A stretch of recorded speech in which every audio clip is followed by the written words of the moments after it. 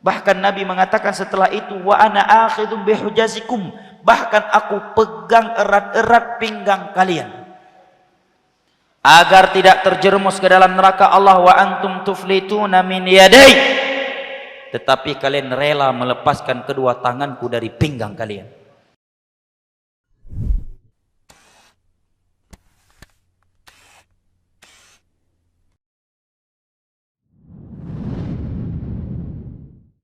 Assalamualaikum warahmatullahi wabarakatuh.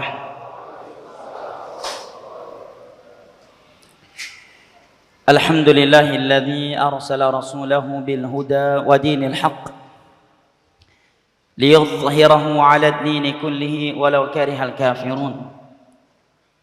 Wa asyhadu an la ilaha illallah wahdahu la syarika lahu iqraran bihi wa tauhida. وأشهد أن محمدًا عبده ورسوله صلى الله عليه وعلى آله وصحبه وسلم تسليمًا كثيرا. أما بعد، فأهلًا وسهلًا ومرحبًا بكم إخواني الكرام وأخواتي الكريمات, jamaah sekalian yang ana cintai dan hormati, rahimani Allah wa iyyakum wa baraka fikum. Alhamdulillah, puji dan syukur selalu kita panjatkan kehadirat Allah Jalla wa Ala yang telah berfirman, wa in ta'uddu ni'matallahi la tuhsuha innal insana ladzalumun kafar. Dan kalaulah kalian menghitung-hitung akan nikmat Allah atas kalian, la tuhsuha, niscaya kalian tidak akan mampu menghitungnya. Innal insana ladzalumun kafar, sesungguhnya manusia itu pelaku kezaliman dan kekufuran. Dan merupakan nikmat yang paling mahal, yang paling berharga, yang lebih berharga daripada dunia yang dikumpulkan oleh manusia adalah nikmat Islam, nikmat tauhid, dan nikmat menjalankan Islam dengan bimbingan sunnah Rasulullah sallallahu alaihi wasallam. Di dalam surat Yunus, Allah Jalla wa Ala berfirman, qul bi fadlillahi wa bi rahmatihi fabidzalika falyafrahu huwa khairum mimma yajma'un. Katakanlah, perintah dari Allah Jalla wa Ala kepada Nabi kita untuk mengatakan, dengan fadlullah dan rahmatnya hendaknya mereka yang telah mendapatkannya bergembira. Karena fadlullah dan rahmatnya yang telah Allah berikan kepada mereka itu lebih baik daripada dunia yang dikumpulkan oleh manusia. Kata Imam Ibn Al-Qayyim di dalam kitabnya Ar-Risalah At-Tabukiyah, laqad tadarat aqwalul mufassirin min as-salaf fi anna al-murad bihima ni'matul Islam atau ni'matut tauhid was sunnah. Telah masyhur di kalangan ulama tafsir salaf dahulu bahwa yang dimaksud dengan fadlullah dan rahmatnya di dalam ayat ini adalah nikmat tauhid, nikmat Islam, dan nikmat sunnah Rasulullah sallallahu alaihi wasallam.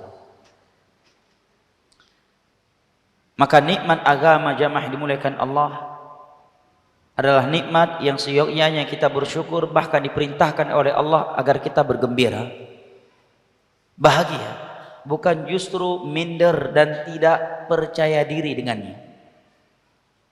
Dan lebih buruk dari itu adalah menyesal kenapa terlalu cepat mendapatkannya. Menyesal kenapa terlalu cepat hijrah, kenapa terlalu cepat mengetahui ini haram itu haram. Ya dan billah, Allah mengatakan falyafrahu, semestinya mereka gembira, bahagia, senang.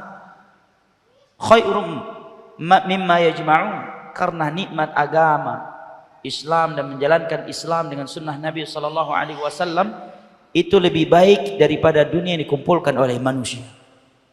Di dalam riwayat yang sahih, inna Allah yu'ti dunya man yuhibbu wa man la yuhibbu wa la yu'ti din illa man yuhibbu. Dunia itu akan Allah berikan kepada hamba yang ia cintai dan kepada hamba yang tidak ia cintai sekalipun. Wa la yu'ti din. Adapun nikmat agama, nikmat mentauhidkan Allah, menjauhi kesyirikan, nikmat beribadah kepada Allah dengan bimbingan sunnah Rasulullah sallallahu alaihi wasallam, bukan dengan bid'ah, dan nikmat kesalehan serta menjauhi maksiat kepadanya tidak akan pernah Allah berikan kecuali hanya kepada hamba-hamba yang ia cintai sahaja. Yang kedua, ikhwanil kiram wa akhwati al-karimat rahimani Allah wa iyyakum wa baraka fikum, kita bersyukur kepada Allah Jalla wa Ala yang telah mempertemu dan mengumpulkan kita di rumah yang mulia ini dalam rangka at-tawasi bil haqq wa tawasi bis sabr dan at-tafaqquh fid din di antara kita. Mudah-mudahan kita termasuk dari golongan yang Allah Jalla wa Ala kecualikan di dalam firman-Nya yang tertera di dalam surat Az-Zukhruf, al-akhillau yawma idzin ba'dhum li ba'dhin aduwwun illal muttaqin.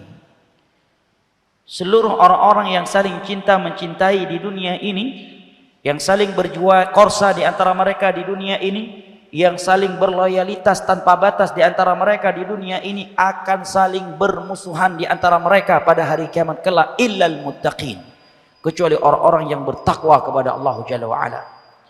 Kata Imam Ibn Katsir, fa kullu sadaqatin wa sahabatin li ghairillahi azza wa jalla fa innaha tadhi'u wa tasiru adawatan yaumal qiyamah illa ma kana lillah fa innahu daimun bidawamih. Oh kama qala, maka seluruh pertemanan dan persahabatan yang bukan karena Allah dan tidak di jalan Allah, tidak dibangun di atas nilai-nilai takwa kepada Allah, maka akan sia-sia dan akan berubah menjadi sebuah permusuhan di antara mereka pada hari kiamat kelak.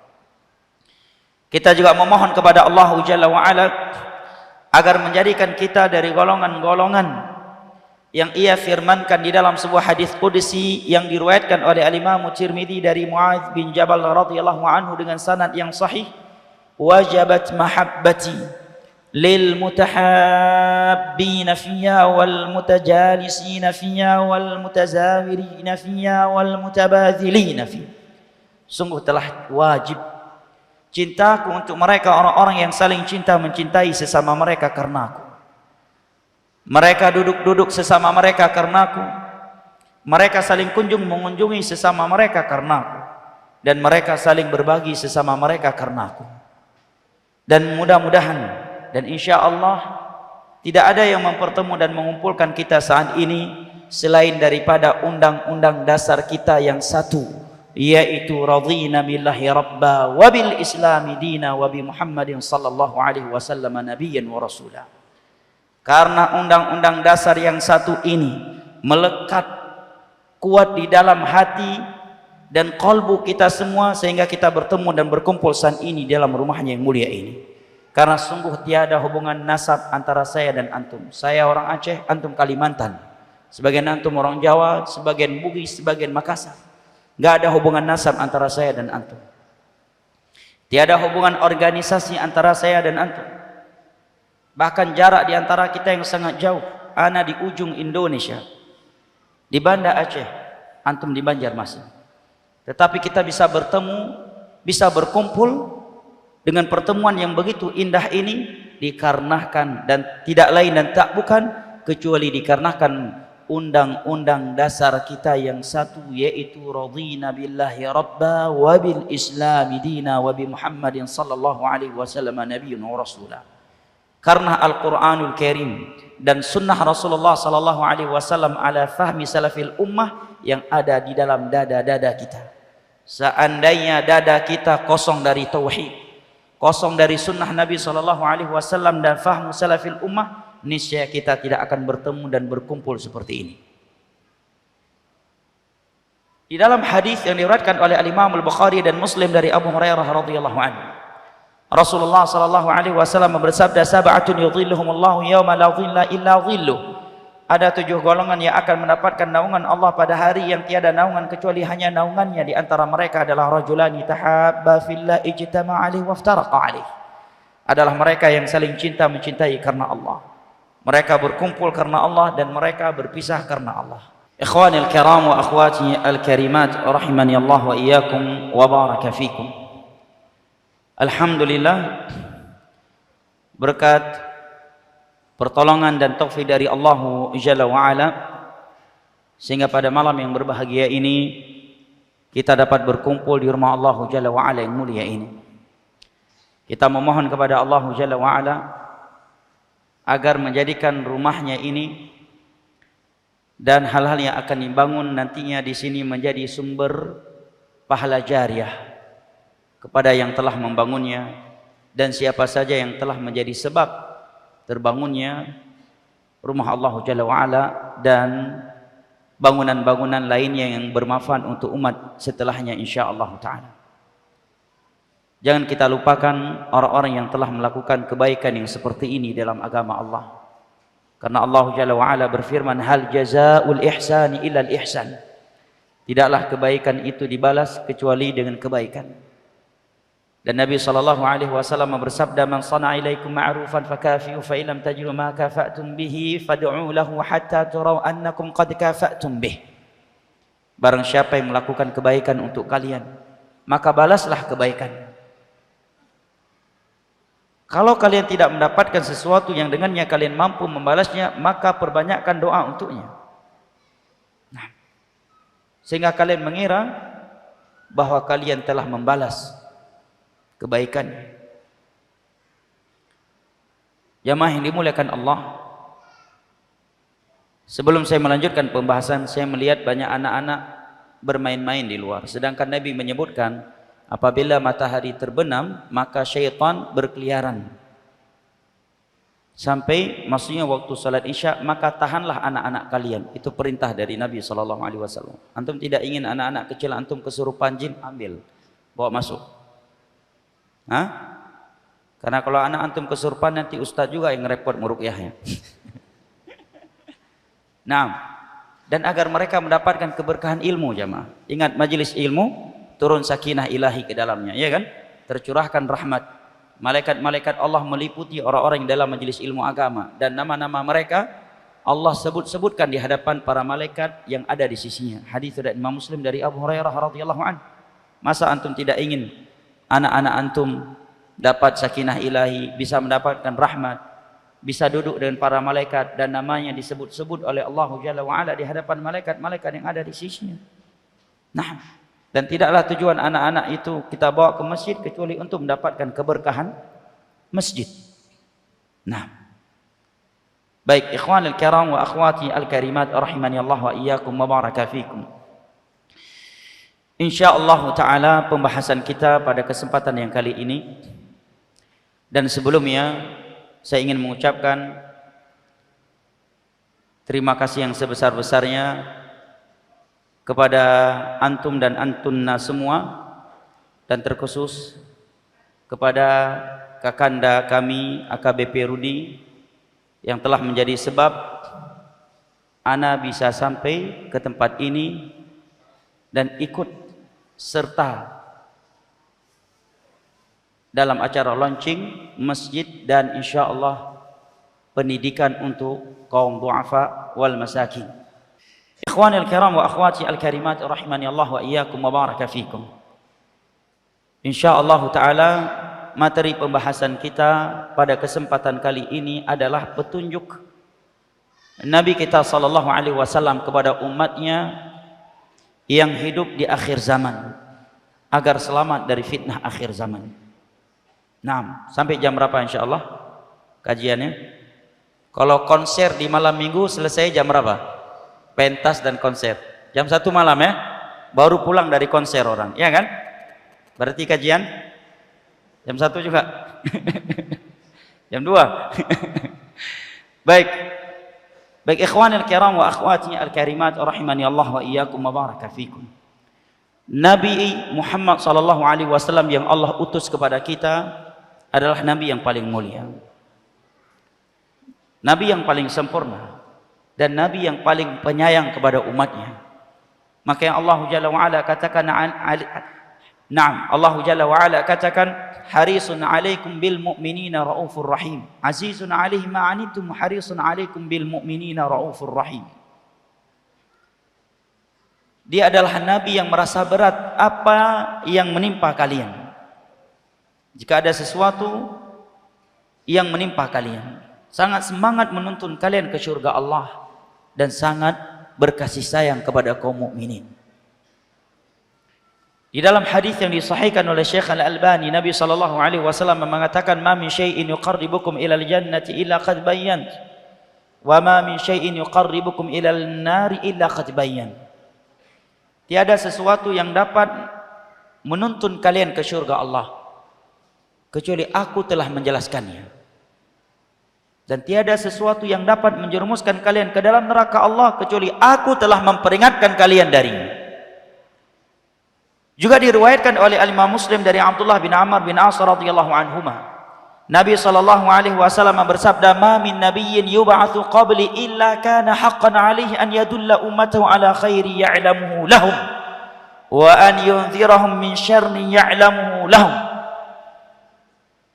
Setiap nabi yang diutus sebelumku berkewajiban menuntun umatnya kepada setiap kebaikan yang telah ia ketahui dan memperingatkan mereka dari setiap kejelekan yang ia ketahui.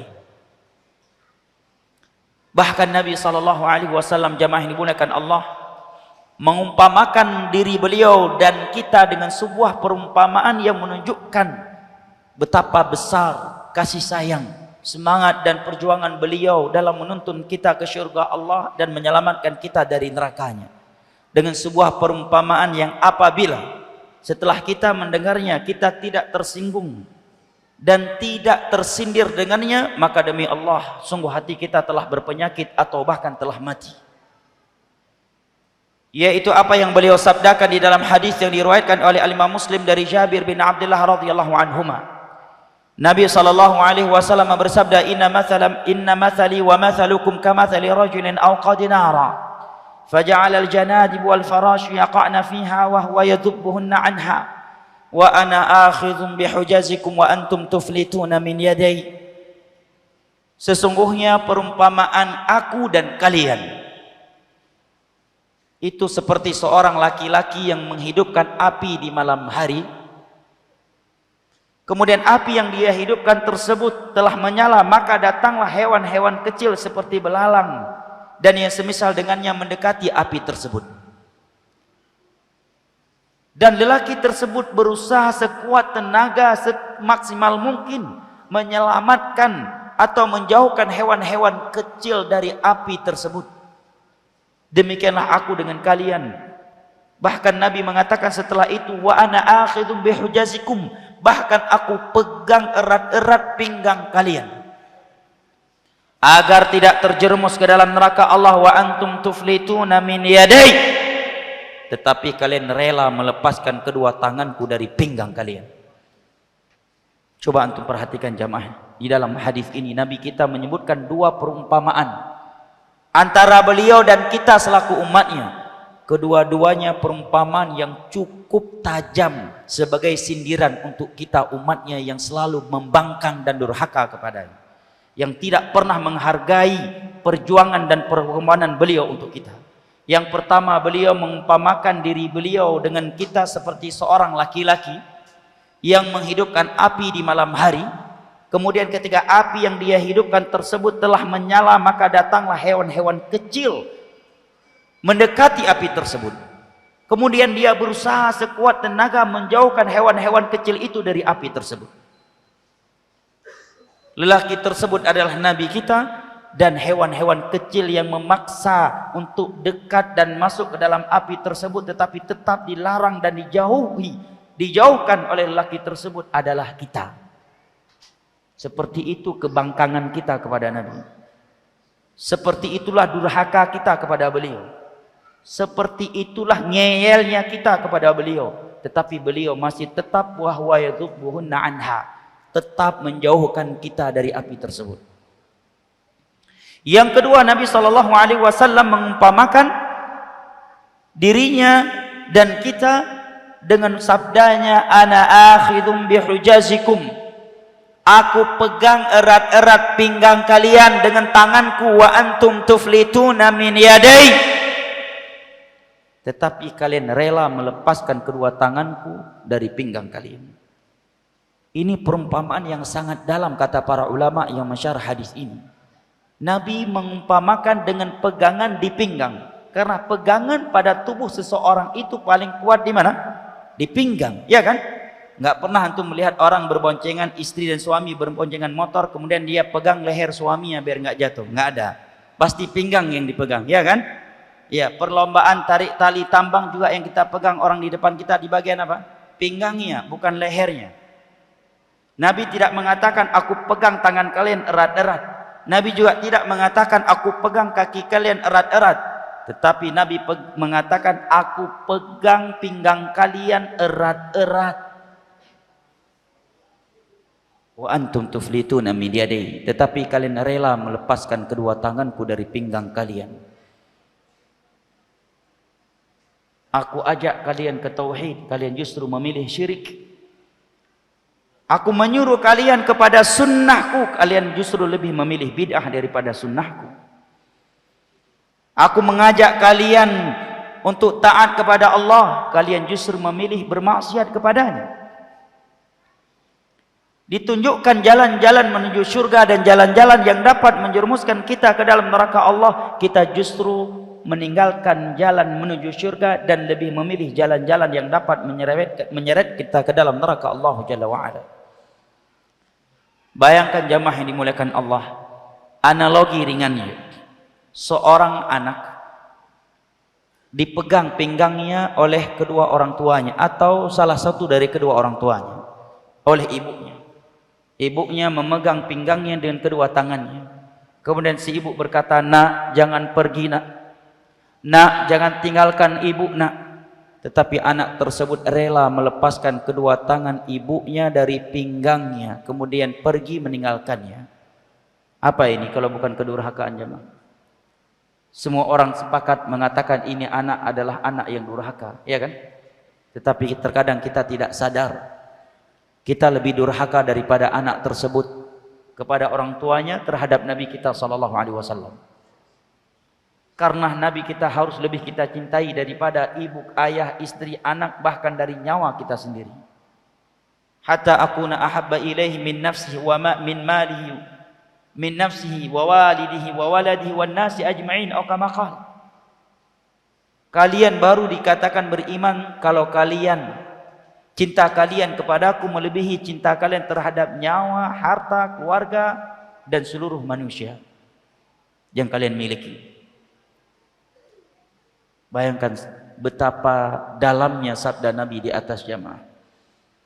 Betapa tajamnya bahasa beliau di atas. Bahasa yang seolah beliau sedang curhat. Menjelaskan betapa sayang dan perjuangannya beliau kepada umatnya, tetapi betapa durhakanya mereka kepada beliau. Betapa mereka tidak menghargai perjuangan beliau. Betapa teganya mereka melepaskan tangan beliau dari pinggang-pinggang mereka. Ini bahasa yang sangat dalam jemaah. Bahasa yang sangat-sangat tajam dari Nabi kita sallallahu alaihi wasallam. Apabila kita tidak baper dan tidak tersinggung dengan bahasa beliau di atas, demi Allah hati kita berarti sedang berpenyakit jemaah. Demi Allah berarti hati kita sedang mati karena banyaknya maksiat yang kita lakukan selama hidup di dunia ini. Yang semoga Allah Jalla wa'ala mengampuni dosa-dosa kita. Ikhwanil kiram wa akhwati al-karimat, jamaah yang ana cintai, rahimani Allah wa iyyakum wa baraka fikum. Di antara bentuk kecintaan dan kasih sayang Nabi kita sallallahu alaihi wasallam serta perjuangan beliau untuk menyelamatkan umatnya dari neraka Allah dan menuntun mereka ke surganya adalah beliau memperingatkan mereka dari huru-hara fitnah akhir zaman jauh hari sebelum beliau wafat beserta bimbingan dan solusinya. Berikut ini beberapa hadis yang menjelaskan kepada kita fitnah akhir zaman. Kemudian setelah itu kita bacakan beberapa dalil yang menyebutkan bimbingan dan solusinya dari Al-Quranul Karim dan sunnah Nabi sallallahu alaihi wasallam. Hadis yang pertama adalah hadis yang diriwayatkan oleh Al-Imam Al-Bukhari dari Abu Hurairah radhiyallahu anhu di dalam Kitabul Fitan. Nabi sallallahu alaihi wasallam bersabda, yataqarabu zaman wa yanqusul amal wa yulqa asy-syuh ويكثر وتظهر الفتن ويلقى الشح ويكثر الحرج قالوا وما الحرج يا رسول الله قال القتل Zaman ini semakin hari semakin dekat. Apa maksudnya? Ada sekian penjelasan di kalangan ulama. Di antaranya adalah keberkahannya. Keberkahan waktu semakin hari semakin berkurang. Yang kedua, memang perputarannya semakin hari semakin cepat. Seperti yang disebutkan di dalam hadis yang diriwayatkan oleh Al-Imam Tirmidzi dari Abu Hurairah radhiyallahu anhu dan sanad yang dihasankan oleh Al-Hafidz Ibnu Hajar Al-Asqalani ketika mensyarah hadis ini, di mana Nabi sallallahu alaihi wasallam bersabda, la taqumu sa'atu hatta yataqaraba az-zaman fatakunu sanatu kasyahr wa yakunu syahru kal usbu' wa yakunu al-usbu'u kal yawm wa yakunu al-yawmu kas-sa'ah wa takunu sa'atu kahtiraqis sa'afah. Sungguh hari kiamat itu tidak terjadi sampai perputaran waktu semakin hari semakin cepat, sehingga waktu 1 tahun bagaikan 1 bulan, 1 bulan bagaikan 1 pekan, 1 pekan seperti 1 hari, waktu 1 hari ke sa'ah seperti 1 jam, dan 1 jam habisnya seperti habisnya pelepah kurma tatkala dibakar. Dan ini yang kita rasakan sekarang. Tak terasa sekarang kita sudah berada di penghujung Sya'ban, dan beberapa hari lagi kita akan bertemu dengan bulan Ramadan insyaallah. Seolah baru kemarin kita berpisah dengan Ramadan yang lalu. Tak terasa sekarang sudah Isya, tak terasa sudah subuh, tak terasa sudah zuhur, tak terasa sudah sore lagi, sudah malam lagi, sudah tidur lagi. Tak terasa tiba-tiba sudah man rabbuk wa ma dinuk wa man nabiyyuk. Baru terkejut. Di Banjar baru saja mendapatkan pertanyaan ini bisa terkejut, padahal dalam keadaan ramai seperti ini, ber-AC dan berkipas angin. Lalu bagaimana kalau mendapatkan pertanyaan ini seorang diri di alam barzakh? Nah, makanya jangan ngantuk biar nggak terkejut. Baik ikhwanil kiram wa akhwati al-karimat rahimani Allah wa iyyakum wa baraka fikum. Kemudian kita kembali lagi kepada hadis yang pertama tadi. Nabi mengatakan zaman ini semakin hari semakin dekat, dengan beberapa makna tadi. Di antaranya adalah 2 makna. Semakin kurang berkahnya, yang kedua semakin cepat perputarannya. Yang kedua Nabi mengatakan wa yanqusul amal. Amalan itu semakin hari semakin berkurang. Mungkin ada yang berkata, banyak kok orang hari ini beramal, bahkan di antara mereka ada yang berzikir beramal dari mulai maghrib sampai subuh dengan jumlah jutaan orang. Lalu kenapa Nabi mengatakan amalan semakin hari semakin berkurang? Karena kata para ulama, suatu amalan itu diterima oleh Allah apabila memenuhi 2 syarat yang sangat sulit dan sangat berat untuk direalisasikan. Yang pertama, ikhlas. Amalan tanpa keikhlasan akan menjadi debu yang berterbangan di sisi Allah pada hari kiamat. Faqadimna ila ma 'amilu min 'amalin faj'alnahu haba'an mansura. Fa'budillah mukhlishan lahuddin. Qul inna salati wa nusuki wa mahyaya wa mamati lillahi rabbil alamin. Wa ma umiru illa liya'budullaha mukhlishina lahuddin. Innallaha la yaqbalu minal 'amali illa ma kana khalisan liwajhi. Dan berbagai dalil-dalil lainnya dari Al-Qur'an dan hadis yang menerangkan bahwa ikhlas adalah syarat diterimanya suatu ibadah oleh Allah. Yang kedua, syarat suatu amalan itu diterima oleh Allah adalah sesuai dengan sunnah Nabi SAW. Terkadang seseorang mampu ikhlas, tetapi tidak mampu mengamalkannya sesuai dengan sunnah Nabi karena banyaknya bid'ah di tengah-tengah masyarakatnya. Karena terancam popularitas, ketokohan, dan terancam hilang followernya kalau dia mengamalkannya sesuai dengan sunnah Nabi SAW. Atau amalannya sesuai dengan sunnah Nabi, tetapi dia riak melakukannya, tidak ikhlas. Makanya Allah mengatakan amilatun nasibah tasla naran hamiyah.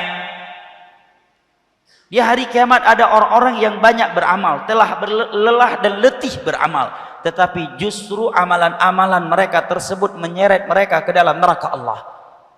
Satu dari 2 penafsiran ulama tafsir terhadap ayat ini adalah di mana mereka beramal tapi tidak ikhlas dan tidak sesuai dengan sunnah Nabi, atau ikhlas tetapi tidak sesuai dengan sunnah Nabi, maka menjadi al-amalul bid'i, atau sesuai dengan sunnah Nabi tetapi tidak ikhlas, maka menjadi al-amalul syirki.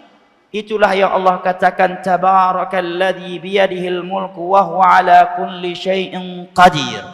alladzi khalaqal mauta wal hayata liyabluwakum ayyukum ahsanu amala.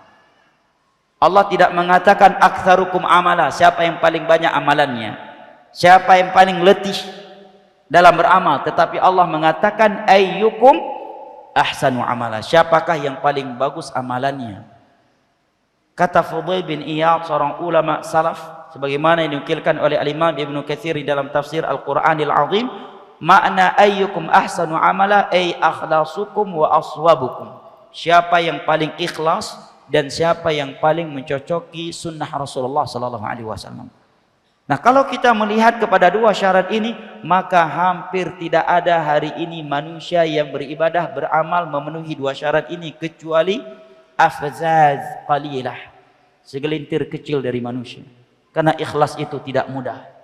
Sebagian orang mudah mengikuti sunnah Nabi dalam beribadah, tetapi di waktu yang sama dia tidak sedang ikhlas. Dia beribadah sesuai dengan sunnah Nabi, tetapi riya, ingin dipuji dan ingin disanjungi atasnya. Atau dia ikhlas mengharapkan pahala hanya di sisi Allah, tapi ibadah yang ia kerjakan ibadah yang bid'ah. Yang ketiga, Nabi mengatakan wa tadhharul fitan. Di akhir zaman fitnah itu benar-benar bermunculan. Fitnah secara umum ada dua, walaupun secara makna dalam bahasa Al-Quran dan hadis ada 11 makna kata fitnah dalam bahasa Al-Quran dan hadis. Namun secara umum fitnah itu ada dua. Yang pertama fitnah syahwat, dan yang kedua fitnah asyubhat. Ini sudah benar-benar bermunculan pada hari kita, pada zaman kita ini jamaah. Contohnya fitnah syahwat. Di masa dahulu pintu-pintu perzinaan, perjudian dan syahwat lainnya tidak terbuka seperti di hari ini. Hari ini fitnah syahwat luar biasa jamaah. Bahkan sebagian masjid, satu masjid puluhan diskotik di sampingnya. Masjid satu di situ, tapi diskotik yang mengelilinginya itu puluhan jumlahnya. Sehingga kalau kita ingin masuk ke masjid ikut kajian, kita harus melewati lampu yang remang-remang itu terlebih dahulu. Kalau imannya sedang oleng, dia bisa nggak jadi masuk masjid, justru masuk ke tempat daurah yang lampunya remang-remang tersebut dan keluarnya jam 3 malam daurahnya. Kalau anak muda pergi ke kajian dan sendirian di tengah perjalanannya imannya melemah, nggak jadi masuk ke masjid, mampir ke diskotik yang ada di sebelah masjid tersebut. Fitnah syahwat yang luar biasa. Anak-anak hari ini masih duduk di bangku SD tapi sudah hamil di luar pernikahan. Bahkan survei sebagian orang menyebutkan mayoritas kaum wanita di beberapa negara sudah tidak lagi perawan. Sudah tidak lagi perawan. Itu yang muslimahnya. Kita nggak bicara yang di luar Islam. Bahkan sebagian mereka tak sedikit menikah di hari walimah istrinya udah hamil. Kapan dia hamili? Akadnya baru hari itu. Lihat fitnah syahwat hari ini luar biasa. Dan berbagai penyimpangan syahwat lainnya yang sebagiannya binatang ternak saja jijik dan tidak mau melakukannya, tetapi dilakukan oleh sebagian orang. Fitnah syahwat yang luar biasa. Fitnah syubhat juga demikian. Di masa Nabi, para sahabat, para tabi'in, jelas sunnah itu benar-benar kuat. Aqidah asma wa sifat itu benar-benar dibangun di atas Al-Quran dan As-Sunnah ala fahmi salafil ummah. Tapi hari ini betapa banyak syubhat yang dengannya seseorang akhirnya menolak aqidah yang benar, pemahaman agama yang benar yang sesuai dengan Al-Quran dan As-Sunnah ala fahmi salafil ummah karena syubhat. Bahkan sebagian orang karena terkena syubhat, dia mengharapkan syurga kepada Allah dengan membunuh orang tuanya. Seperti kaum Khawarij, kaum Khawarij, yaitu ISIS, Al-Qaeda dan semisal dengannya. Di Irak ada seorang pemuda, di hari Idul Adha, ketika orang lain berkurban, dia mengatakan kalian akan berkurban dengan onta, sapi dan kambing. Adapun aku akan berkurban dengan ibu kandungku. Maka dia pun memenggal leher ibunya atau menembaknya dengan alasan karena ibunya melarang dia bergabung dengan ISIS.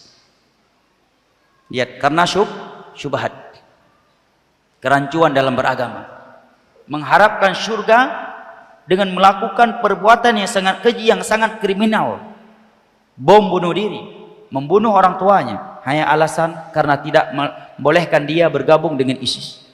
Bahkan jauh hari sebelumnya mereka mengharapkan surga kepada Allah dengan membunuh Utsman bin Affan yang sedang membaca Al-Quran. Mereka mengharapkan surga kepada Allah dengan membunuh Ali bin Abi Thalib, menantu Nabi kita, sepupu Nabi kita, Amirul Mukminin, yang sedang keluar dari rumahnya di 10 terakhir bulan Ramadan untuk mengimami salat subuh. Yang membunuhnya bukan Yahudi, bukan Nasrani, sepakat ulama dia Muslim. Namanya Abdurrahman bin Muljam, ahli puasa, ahli Quran, hafiz Al-Quran, ahli ibadah, ahli zikir. Setiap kali orang melihatnya mulutnya selalu bergerak dengan berzikir, tasbih, tahlil, tahmid. Tapi karena syubhat, pemahaman yang menyimpang dalam memahami Al-Quran dan As-Sunnah, dia justru mengharap syurga kepada Allah dengan membunuh Ali bin Abi Thalib yang sedang keluar dari rumahnya untuk mengimami salat subuh di 10 terakhir bulan Ramadan. Preman saja berhenti malak orang di bulan Ramadan, ya kan? Preman aja berhenti minum khamar di bulan Ramadan. Nanti bro, tobat dulu sebulan ini katanya. Ya walaupun minum segelas aja deh, seminggu sekali. Tapi ini Khawarij di 10 terakhir bulan Ramadan membunuh Ali, menikaminya dengan pisau, dan beliau sedang keluar dari rumahnya untuk mengimami salat subuh di 10 terakhir bulan Ramadan. Sebab syubhat. Nah, contoh lainnya, ratusan manusia terbunuh, bersimbah darah di bom Bali 1, di bom Bali 2. Mereka justru mengharap surga dengan kejadian itu. Kenapa? Karena penyimpangan dalam memahami agama Islam. Bukan karena penyimpangan Islam, penyimpangan mereka dalam memahami Islam. Nah, kemudian yang keempat, Nabi katakan wa yulqa asyuh. Di akhir zaman mayoritas umat Nabi Muhammad menderita penyakit asyuh. Dan kita harus introspeksi diri jamaah, saya dan jamaah sekalian. Jangan merasa aman dari penyakit ini. Bahkan kalau kita mau jujur, semua kita menderita penyakit yang satu ini. Hanya saja kadarnya yang berbeda-beda. Syuh, ambisi yang sangat kuat terhadap dunia. Dan enggan membelanjakannya di jalan Allah Subhanahu wa taala. Sehingga sebagian orang tidak peduli dia memperolehnya dengan cara yang halal ataukah dengan cara yang haram. Dan enggan membelanjakannya di jalan Allah Jalla wa ala. Ini adalah syuh. Sebab penyakit syuh ini, manusia ini binasa dan hancur. Iyyakum wasyuh fa inna ahlaka man kana qablakum asyuh. Syuh telah membinasakan umat-umat sebelum kalian dan akan membinasakan kalian. Syuh, kecondongan, ambisi terhadap dunia yang luar biasa. Dan apabila syuh sudah ada di hati seseorang, maka akan menjadi penyakit wahan. Kecondongan terhadap dunia sehingga benci akan kematian. Itu konsekuensi cinta terhadap dunia. Semua budak-budak sahaya dunia adalah manusia yang paling takut mati.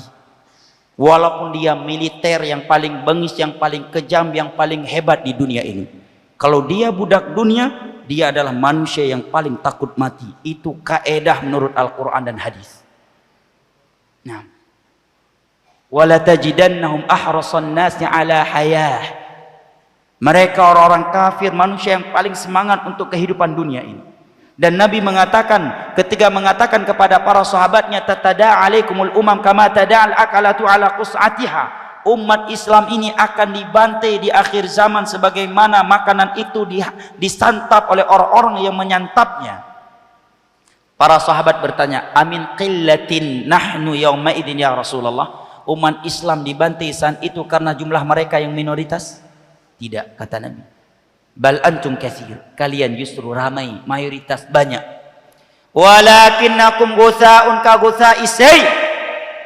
Tetapi jumlah kalian yang banyak itu seperti buih di laut. Buih yang ada di atas air. Gak ada manfaatnya, gak ada gunanya. Betapa banyak muslim hari ini yang gak sholat, ya kan? Gak pernah sampai ke masjid kecuali dalam keadaan telah terbujur kaku di dalam keranda hendak disolatkan. Hanya saat itu dia pergi ke masjid. Betapa banyak hari ini Muslim yang tidak tahu cara sholat, nggak hafal bacaan sholat, nggak bisa baca Al-Quran, tapi mereka hafal ribuan lagu, hafal lirik-lirik lagu, ribuan lirik lagu dia hafal. Dia fasih bahasa Inggris, fasih bahasa Perancis, fasih bahasa Mandarin, tapi Al-Quran dia tidak bisa baca. Padahal itu firman sang penciptanya, hudal lil muttaqin, sumber hidayah untuk kehidupan dunia dan akhiratnya. Nah, maka Nabi katakan kalian seperti buih di laut saat itu.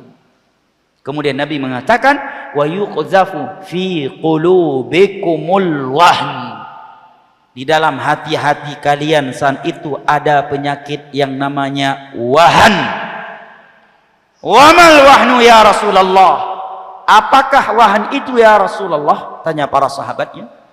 Maka Nabi menjawab hubbud dunya wa karahiyatul maut. Cinta yang berlebihan terhadap dunia dan benci kematian. Orang kalau sudah menjadikan dunia sebagai skala prioritasnya pasti takut mati, jangan. Ya, pasti takut mati. Kalau skala prioritasnya adalah dunia, tujuan hidupnya adalah dunia. Nah, pasti takut mati. Bahkan sebagian mereka saking tidak mau mati, jangankan mati, ceramah tentang kematian saja dia nggak mau mendengar ya. Dia membencinya. Ya. Anak kaget mendengar suatu ceramah di YouTube yang mengatakan ini ceramahnya selalu membahas tentang mati, neraka, surga, azab kubur, nikmat kubur. Orang jadi ngeri hidupnya di dunia ini, kata dia. Orang jadi takut pulang dari masjid. La haula wala quwwata illa billah. Padahal seorang mukmin yang sedang sedih akan hilang kesedihannya karena mendengar tentang surga, neraka, dan mengingat perjalanannya yang masih begitu panjang setelah kematian. Yang sedang malas akan semangat ibadahnya. Musibah yang besar akan terasa kecil dan ringan karena mengingat kematian. Jangankan untuk mati, dengar ceramah tentang kematian aja nggak mau sebagian orang. Masih pengin lama hidup ini, jangan ceramah tentang neraka-neraka dulu deh. Tentang sumber kesuksesan aja. Ini dikit-dikit azab kubur, dikit-dikit azab neraka, dikit-dikit mati, dikit-dikit malaikat maut. Jadi ngeri hidup ini, katanya. Sebab apa jemaah? Wahan tadi. Itu dua hal yang saling bertemu. Tidaklah seseorang cinta condong terhadap dunia ini menjadi budak sahaya dunia kecuali dia menjadi manusia yang paling takut akan kematian. Gak ada itu di medan tempur yang sesungguhnya pasukan perang seperti ya langsung nampak kepalanya, nggak ada. Semua kalau perang kepalanya di bawah, cuma senjata yang ada di atas. Kecuali di film Rambo. Ya, kecuali di film Rambo. Selain di film Rambo semuanya sembunyi. Percayalah sama anak. Semuanya kepalanya ke bawah, cuma senjatanya yang ke atas. Ya. Kecuali di film Rambo yang berani perang seperti ini. Kenapa? Semua takut mati. Kalau hidupnya tujuan utamanya adalah dunia. Bahkan manusia ini kalau tujuan utamanya hidup di dunia ini adalah dunia, dia akan lebih beringas, akan lebih kejam daripada binatang buas, akan lebih rusak daripada binatang ternak. Itu bahasanya Al-Quran. Allah mengatakan ulaika kal an'ami bal hum adallu sabila. Mereka yang tujuan utama hidupnya adalah dunia akan seperti binatang ternak, dan bahkan mereka akan lebih sesat, akan lebih kejam, akan lebih beringas daripada binatang ternak. Itu bahasanya Al-Quran. Kalau itu bukan bahasa Al-Quran, mungkin kita akan berkata kok kasar banget bahasanya. Ini bahasanya Al-Quran. Bukti kan? Buktinya banyak, faktanya banyak. Manusia yang wataknya lebih buruk, lebih kejam, kehidupannya lebih hancur daripada binatang ternak.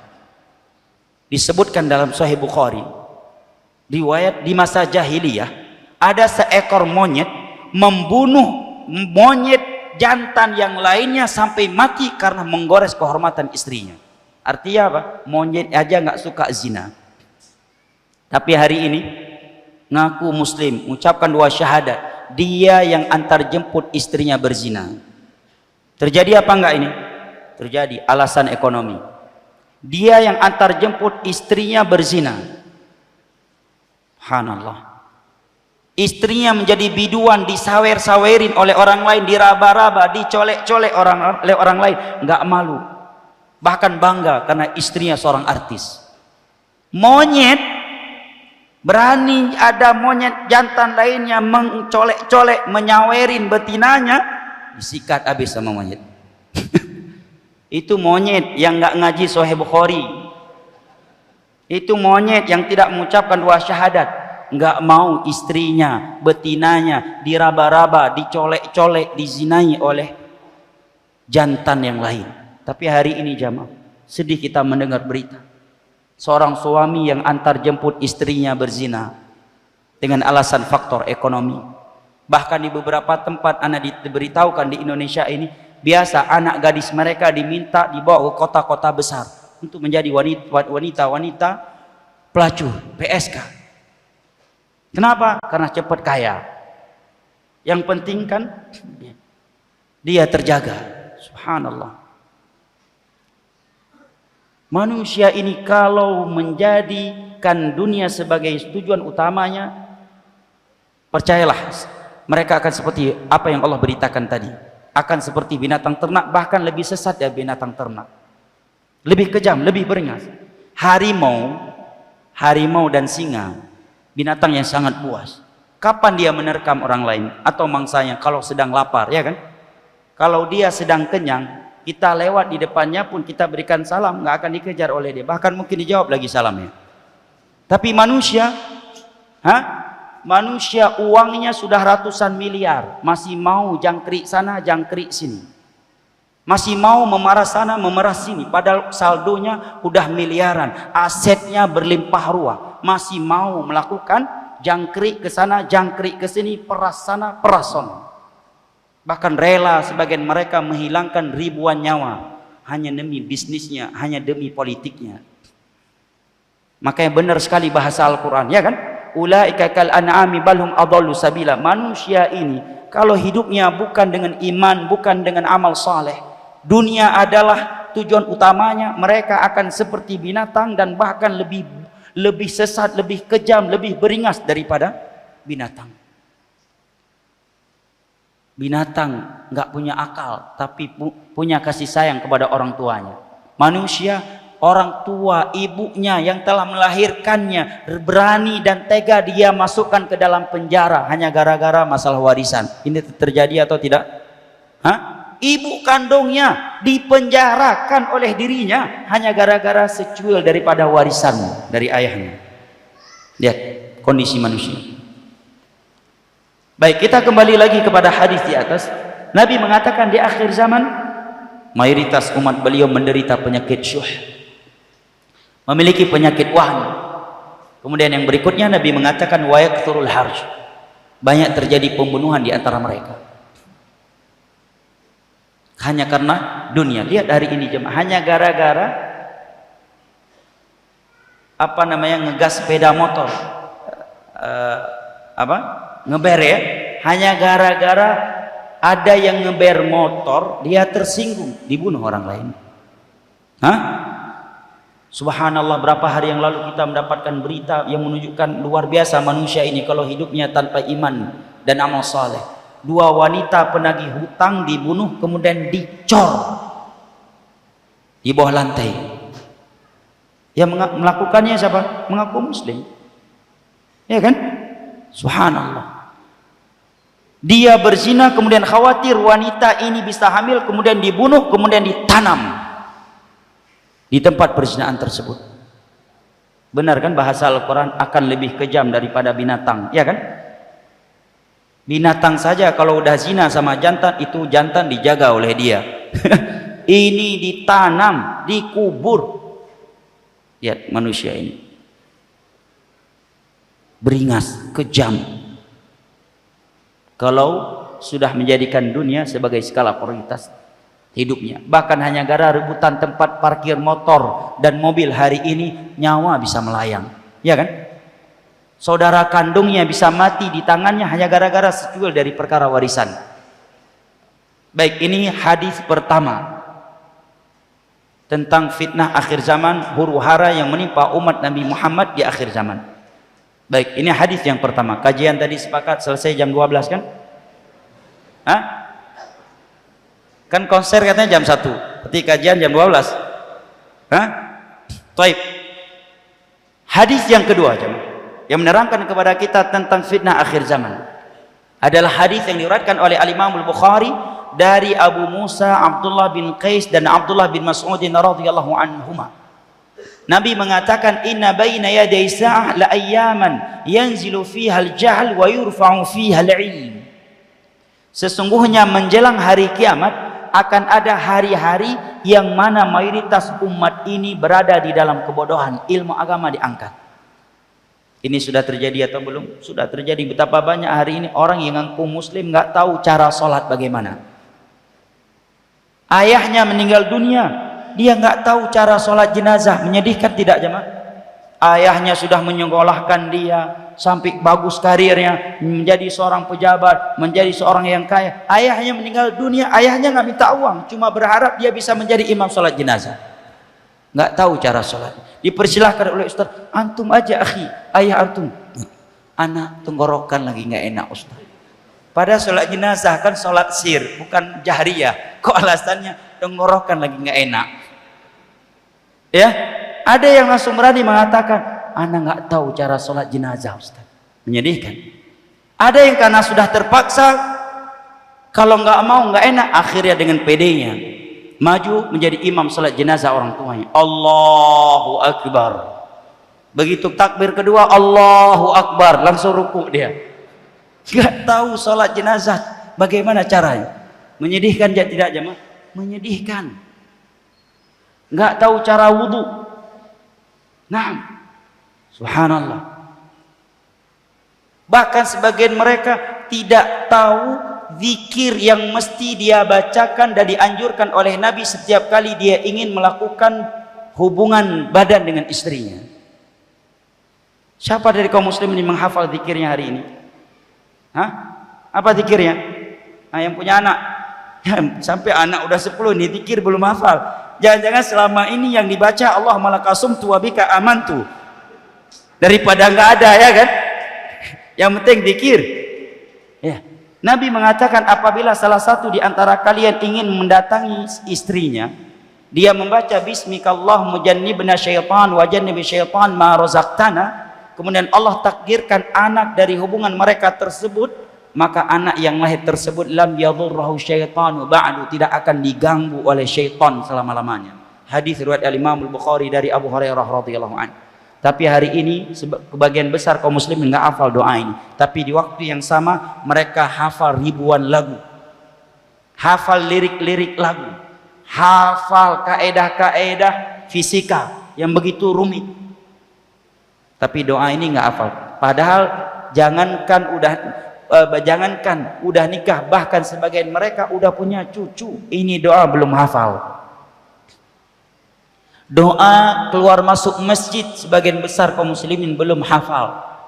Tetapi di waktu yang sama dia bisa menghafal berbagai ilmu yang sulit dan rumit dari ilmu dunia.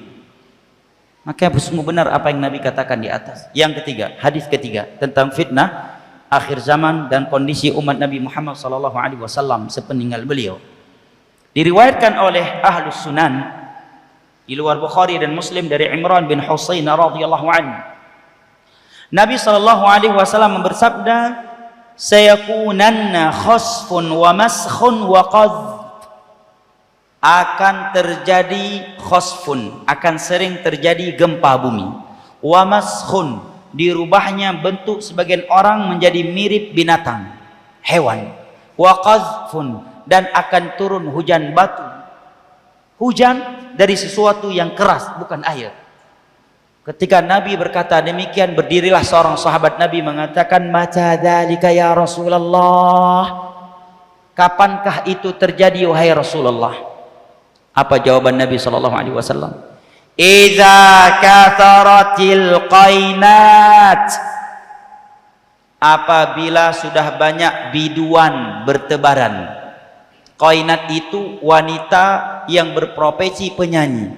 Karena di masa jahiliyah, orang-orang jahiliyah menganggap profesi menyanyi itu profesi yang sangat hina sehingga mereka tidak rela anak laki-laki mereka, bahkan budak laki-laki mereka tidak akan mereka bolehkan menyanyi. Yang mereka bolehkan hanya budak wanita mereka, karena kaum wanita berada di dalam penghinaan di masa jahiliyah. Saking hinanya profesi menyanyi, maka hanya budak sahaya yang wanita yang diperbolehkan oleh Abu Lahab CS menyanyi.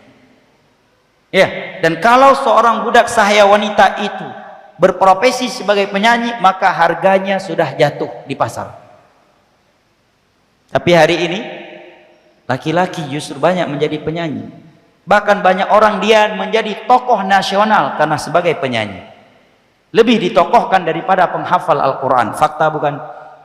Hah? Betapa banyak hari ini biduan. Bayangkan lu, sebagian tempat khitan, judulnya khitan sunnat Rasul, ya kan? Orang pada ngirim papan-papan bunga selamat khitan sunnah Rasul, tapi setelah itu dibuat konser yang menyanyi biduan. Ya, kalau pada asar sampai maghrib, nah lagunya masih kasidah-kasidah, ya, syariat. Kalau udah mulai jam 9 ke atas, itu sudah lagu dari neraka Sakor lagunya, ya. Penyanyinya sudah biduan. Tadi biduannya pakai jilbab kalau pada asar, begitu jam 9 ke atas lepas jilbabnya, lagunya yang tadinya kasidah berubah menjadi lagu dari neraka Sakor. Itu acara khitan, biduan diundang. Nikahan, undang biduan lagi, saweran. Bahkan lebih parah lagi, sebagai tempat imam masjid, DKM masjid naik ke pentas nyawerin biduan, sampai ada yang jatuh dan lepas sarungnya karena sedang nyawerin biduan. Pakai koko, pakai sarung dengan topi di atas kepalanya, topi haji, nyawerin biduan, nyolek-nyolek biduan. Itu sudah terjadi atau belum jemaah? Sudah terjadi. Yang kedua, Nabi katakan, masih di hadis yang ketiga kita, ya, wa zaharatil ma'azif, alat-alat musik sudah mulai bertebaran. Dulu jangankan di zaman Nabi, mungkin 30-40 tahun yang lalu dengar musik itu sulit. Makanya kalau di rumah teman ada alat musik, oh itu luar biasa, menjadi tempat perkumpulan di situ, ya kan? Ya. Bisa dengar musik itu luar biasa. Sulitnya, nggak mudah. Yang memiliki alat-alat musik, yang memiliki perekam musik, nggak semua orang. Hari ini jamaah, untuk dengar musik kita nggak harus ke mall, nggak harus ke pasar, nggak harus buka televisi. Ke masjid saja setengah jam sebelum azan subuh sudah ada musik. Sebelum azan subuh musik dulu. Di beberapa masjid, walaupun mereka mengatakan itu musik Islami, tapi tetap musik. Nah, bahkan musik lebih dicintai daripada Al-Quran hari ini, betul? Coba kalau ada acara musabaqah Al-Quran, penghafal Al-Quran, dites Al-Qurannya, lantunan Al-Quran, yang paling yang hadir hanya berapa orang? Coba kalau konser musik, harga tiket 4 juta sekalipun habis dalam sekejap waktu tiketnya. Acara kajian, acara ceramah gratis, masih enggan datang. Sekarang kalau ada konser di suatu tempat, kemudian berdampingan dengan konser tersebut ada masjid, konser berjalan, azan dikumandangkan, kira-kira ada nggak dari penonton yang mau pergi melaksanakan sholat maghrib atau isya? Yang pergi meninggalkan konser? Nggak ada. Paling nggak ada di masjid cuma satu shaf 10-20 orang, sedangkan di konser jutaan orang. Bahkan suaranya tidak dimatikan dalam keadaan azan sedang dikumandangkan. Yang sholat di dalam masjid nggak bisa dengar suara imamnya walaupun menggunakan sound system karena kerasnya suara konser. Dan yang melakukan konser muslim, penontonnya muslim, panitianya juga muslim. Gimana tuh? Jadi siapa yang menghinakan Islam hari ini? Orang Islam sendiri. Siapa yang memerangi Islam hari ini? Orang Islam sendiri. Ya. Azan dikumandangkan, konser tetap jalan. Suaranya tetap tidak dikecilkan. Panitianya muslim, penyanyi-penyanyinya muslim, dan penontonnya pun notabene-nya muslim. Masjid bersampingan, ya, hanya berjalan beberapa langkah masjid di sampingnya. Nah, yang ketiga kata Nabi dalam hadis ini adalah wasyuribatil khumur. Khamar sudah mulai diminum terang-terangan. Sebagian tempat minum khamar tua secara terang-terangan itu biasa, bahkan secara kekeluargaan lagi. Wallahu alam di sini ada ataukah tidak. Di beberapa tempat yang anak ketahui, ini muslim ya, minum tua, ayah di situ, ibunya di situ, abang-abangnya, kakak, minum tua bareng, mabuk bareng. Muslim, terang-terangan. Itu hal yang biasa di beberapa tempat. Nah, syuribatil khumur, khamar diminum terang-terangan. Bahkan justru tempat khamar dijaga hari ini. Lebih dijaga tempat khamar daripada rumah Allah hari ini. Nah, kalau ini sudah terjadi, siap-siap.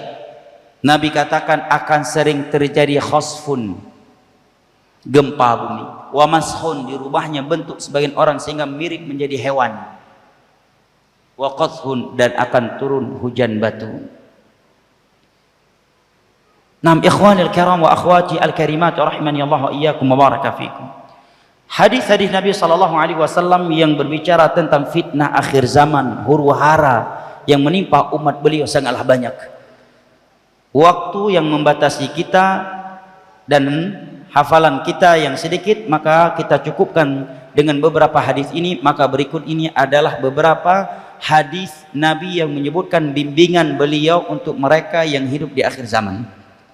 Hadis yang pertama adalah hadis yang diriwayatkan oleh Imam Muslim dari Abu Hurairah radhiyallahu anhu.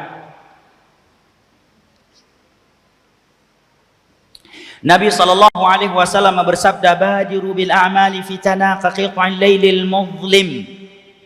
Yusbihu ar-rajulu mu'mina wa yumsi kafira wa yumsi mu'mina wa yusbihu kafira yabi'u dinahu bi'aradin minad dunya." Segeralah kalian beramal di masa yang sudah penuh fitnah, fitnah syubhat dan fitnah syahwat. Karena masa kalau sudah penuh dengan fitnah, dia bagaikan potongan-potongan malam yang sangat gelap. Sedikit salah melangkah akan jatuh ke dalam jurang syirik. Sedikit salah melangkah dia akan terjerumus ke dalam bid'ah. Dan sedikit salah melangkah dia akan jatuh ke dalam zina, khamar, judi, uang haram, liwat, lesbi, dan berbagai maksiat lain. Segeralah kalian beramal di masa yang sudah penuh fitnah.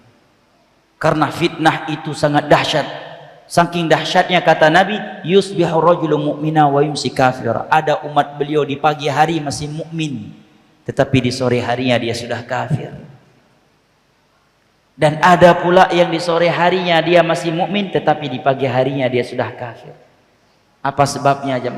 Apa sebab yang membuat umat Nabi Muhammad mudah murtad di akhir zaman? Sebab utama dan sebab yang paling besarnya Nabi katakan adalah yabi'u dinahu bi'aradin minad dunya. Dia rela menjual agamanya dengan secuil daripada dunia ini. Ya akhil muslim wa ukhtiyal muslimat, dunia seluas, sebesar, seindah dan semahal apapun, tetap dia secuil jika dibandingkan dengan akhirat. Jangankan dengan surga, jemaah, dengan 2 rakaat salat sunnah qabliyah fajar saja terkalahkan. Nabi katakan khairum minad dunya wa ma fiha. 2 rakaat sunnah qabliyah subuh lebih hebat daripada dunia beserta isinya. Tapi anehnya banyak orang murtad karenanya. Demi secuil daripada dunia ini dia tukar tauhid dengan syirik. Dia tukar sunnah Nabi dengan bid'ah. Dan dia tukar kesolehannya yang telah Allah anugerahkan dengan kemaksiatan kepada Allah. Hanya demi secuil daripada dunia, demi jabatan, rela mengorbankan agamanya, rela menjual surganya, rela kehilangan bidadari di dalam surga Allah, rela terancam dengan azab di alam barzakh. Bahkan sebagian mereka demi pacar rela murtad, demi pacar rela murtad. Ini bimbingan Nabi yang pertama. Segera beramal, jangan ditunda-tunda. Ada kesempatan beribadah dengan berbagai bentuk ibadah, segerakan. Jangan ditunda-tunda, karena orang kalau sudah biasa menunda-nunda kebaikan yang telah ada kesempatan melakukannya, Allah akan membuat dia selalu tertunda dengan kebaikan. Dari kebaikan. Nabi ketika melihat sebagian sahabatnya yang tidak langsung segera duduk di saf pertama padahal tempatnya masih kosong, Nabi mengatakan wala yazaluna yata'akharuna hatta yuakhirahumullah. Tidaklah suatu kaum itu berlambat-lambat melakukan suatu kebaikan kecuali Allah akan selalu membuat mereka lambat. Lambat dari kebaikan dunia, lambat dari kebaikan akhirat, lambat masuk surga, dan dari berbagai kebaikan yang lainnya. Bimbingan Nabi yang kedua untuk umatnya yang hidup di akhir zaman adalah memperbanyak ibadah, jemaah. Dalilnya adalah hadis riwayat Imam Muslim dari Ma'qil bin Yasar radhiyallahu anhu. Nabi mengatakan al-ibadatu fil haraj ka hijratin ilai. Beribadah di masa fitnah itu bagaikan hijrah menujuku. Dengan ibadah seorang akan tenang hidupnya, jemaah. Tenang hidupnya. Kalau dia menjaga salat 5 waktu, dia menjaga salat sunnah semampunya, puasa wajib, puasa sunnah semampunya, berusaha sering baca Al-Quran, hidupnya akan bahagia. Rumah tangganya akan sakinah, mawaddah dan rahmah, walaupun dia bukan orang kaya. Allah berfirman di ayat ke-79 dari surat An-Nahl, "Man 'amila salihan min dzakarin aw untha wa huwa mu'min, falanuhyiyannahu hayatan thayyibah wa lanajziyannahum ajrahum bi ahsani ma kanu ya'malun." Barang siapa yang melakukan amal saleh ikhlas karena Allah sesuai dengan sunnah Nabi, dia lelaki atau wanita, dan dia memiliki iman yang benar, maka kami akan memberikannya kehidupan yang indah. Percayalah kepada berita Allah, tanpa ibadah jamaah kita nggak akan bahagia. Jangankan di akhirat, di dunia sekalipun, dengan harta yang berlimpah ruah yang kita miliki, dengan istri kita yang banyak dan cantik, dan anggota tubuh yang begitu sehat, kalau kita tidak memiliki iman dan amal soleh, tidak fokus beribadah kepada Allah, kita tidak akan bahagia hidupnya. Dan kita adalah orang yang paling tahu bahwa diri kita tidak bahagia hidupnya, walaupun kita memamerkan keharmonisan dan keromantisan kita di dinding-dinding media sosial. Kenapa? Karena Nabi telah mengatakan laisal ghina an kathratil 'arab walakinnal ghinan ghinan nafs. Kekayaan, kebahagiaan itu bukan dengan banyaknya harta benda. Kekayaan itu, kebahagiaan itu ada di dalam hati. Hadis riwayat Al-Imam Al-Bukhari dari Abu Hurairah radhiyallahu anhu, dan Allah mengatakan ala bi dzikrillah tatma'innul qulub. Jangan tersibukkan dengan berita-berita politik ya akhi, dengan berita-berita yang enggak jelas keabsahannya. Sibukkan dengan salat. Hari ini udah salat malam ini, tadi bangun malam ada salat tahajud enggak? Ya, tadi ada salat sunnah qabliyah subuh enggak? Subuh jamaah enggak? Syuruk enggak? Duha, ada qabliyah zuhur, ada salat zuhur, ada ba'diyah zuhur, ada salat asar, ada salat 4 rakaat antara adzan dan iqamah salat asar, ada salat sunnah yang bukan rawatib antara adzan dan iqamah maghrib dan isya, dan ada ba'diyah maghrib kemudian ada ba'diyah isya. Itu aja sering nggak disiplin kita. Belum lagi ibadah zikir yang sangat banyak, zikir setelah sholat 5 waktu, zikir keluar masuk rumah, zikir naik turun kendaraan, zikir mendengar petir, zikir turun hujan, zikir ketika ingin menghadap kepada orang yang kita segani dan kita takuti, ada zikir khusus. Ya, ketika melihat orang jatuh ke dalam musibah, zikir keluar masuk WC, zikir keluar masuk masjid, zikir ingin berhubungan badan dengan istri, ada zikirnya. Zikir menjelang tidur sangat panjang. 2 ayat dari surat, 2 ayat terakhir Al-Baqarah, surat Al-Mulk. Subhanallah 33 kali, alhamdulillah 33 kali, Allahu Akbar 34 kali. Bismikallahumma amutu ayat, kemudian baca ayat kursi, membaca 3 qul. Ya, kemudian baca diakhiri dan dikhatamkan dengan Allahumma aslamtu nafsi wajhatu, sangat banyak doanya. Ini baru 2 contoh ibadah. Ibadah salat dan ibadah zikir jemaah. Enggak cukup waktu kita. Jadi untuk apa sibuk dengan fitnah? Fitnah politik, ya.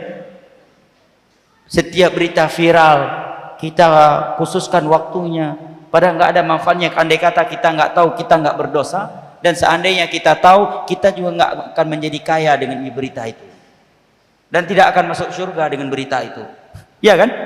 Nah, Ahlus Sunnah wal Jamaah, para penuntut ilmu agama, para dai sunnah, manusia yang paling jauh dari fitnah, tersibukkan dengan sesuatu yang lebih bermanfaat buat dunia dan akhirat mereka.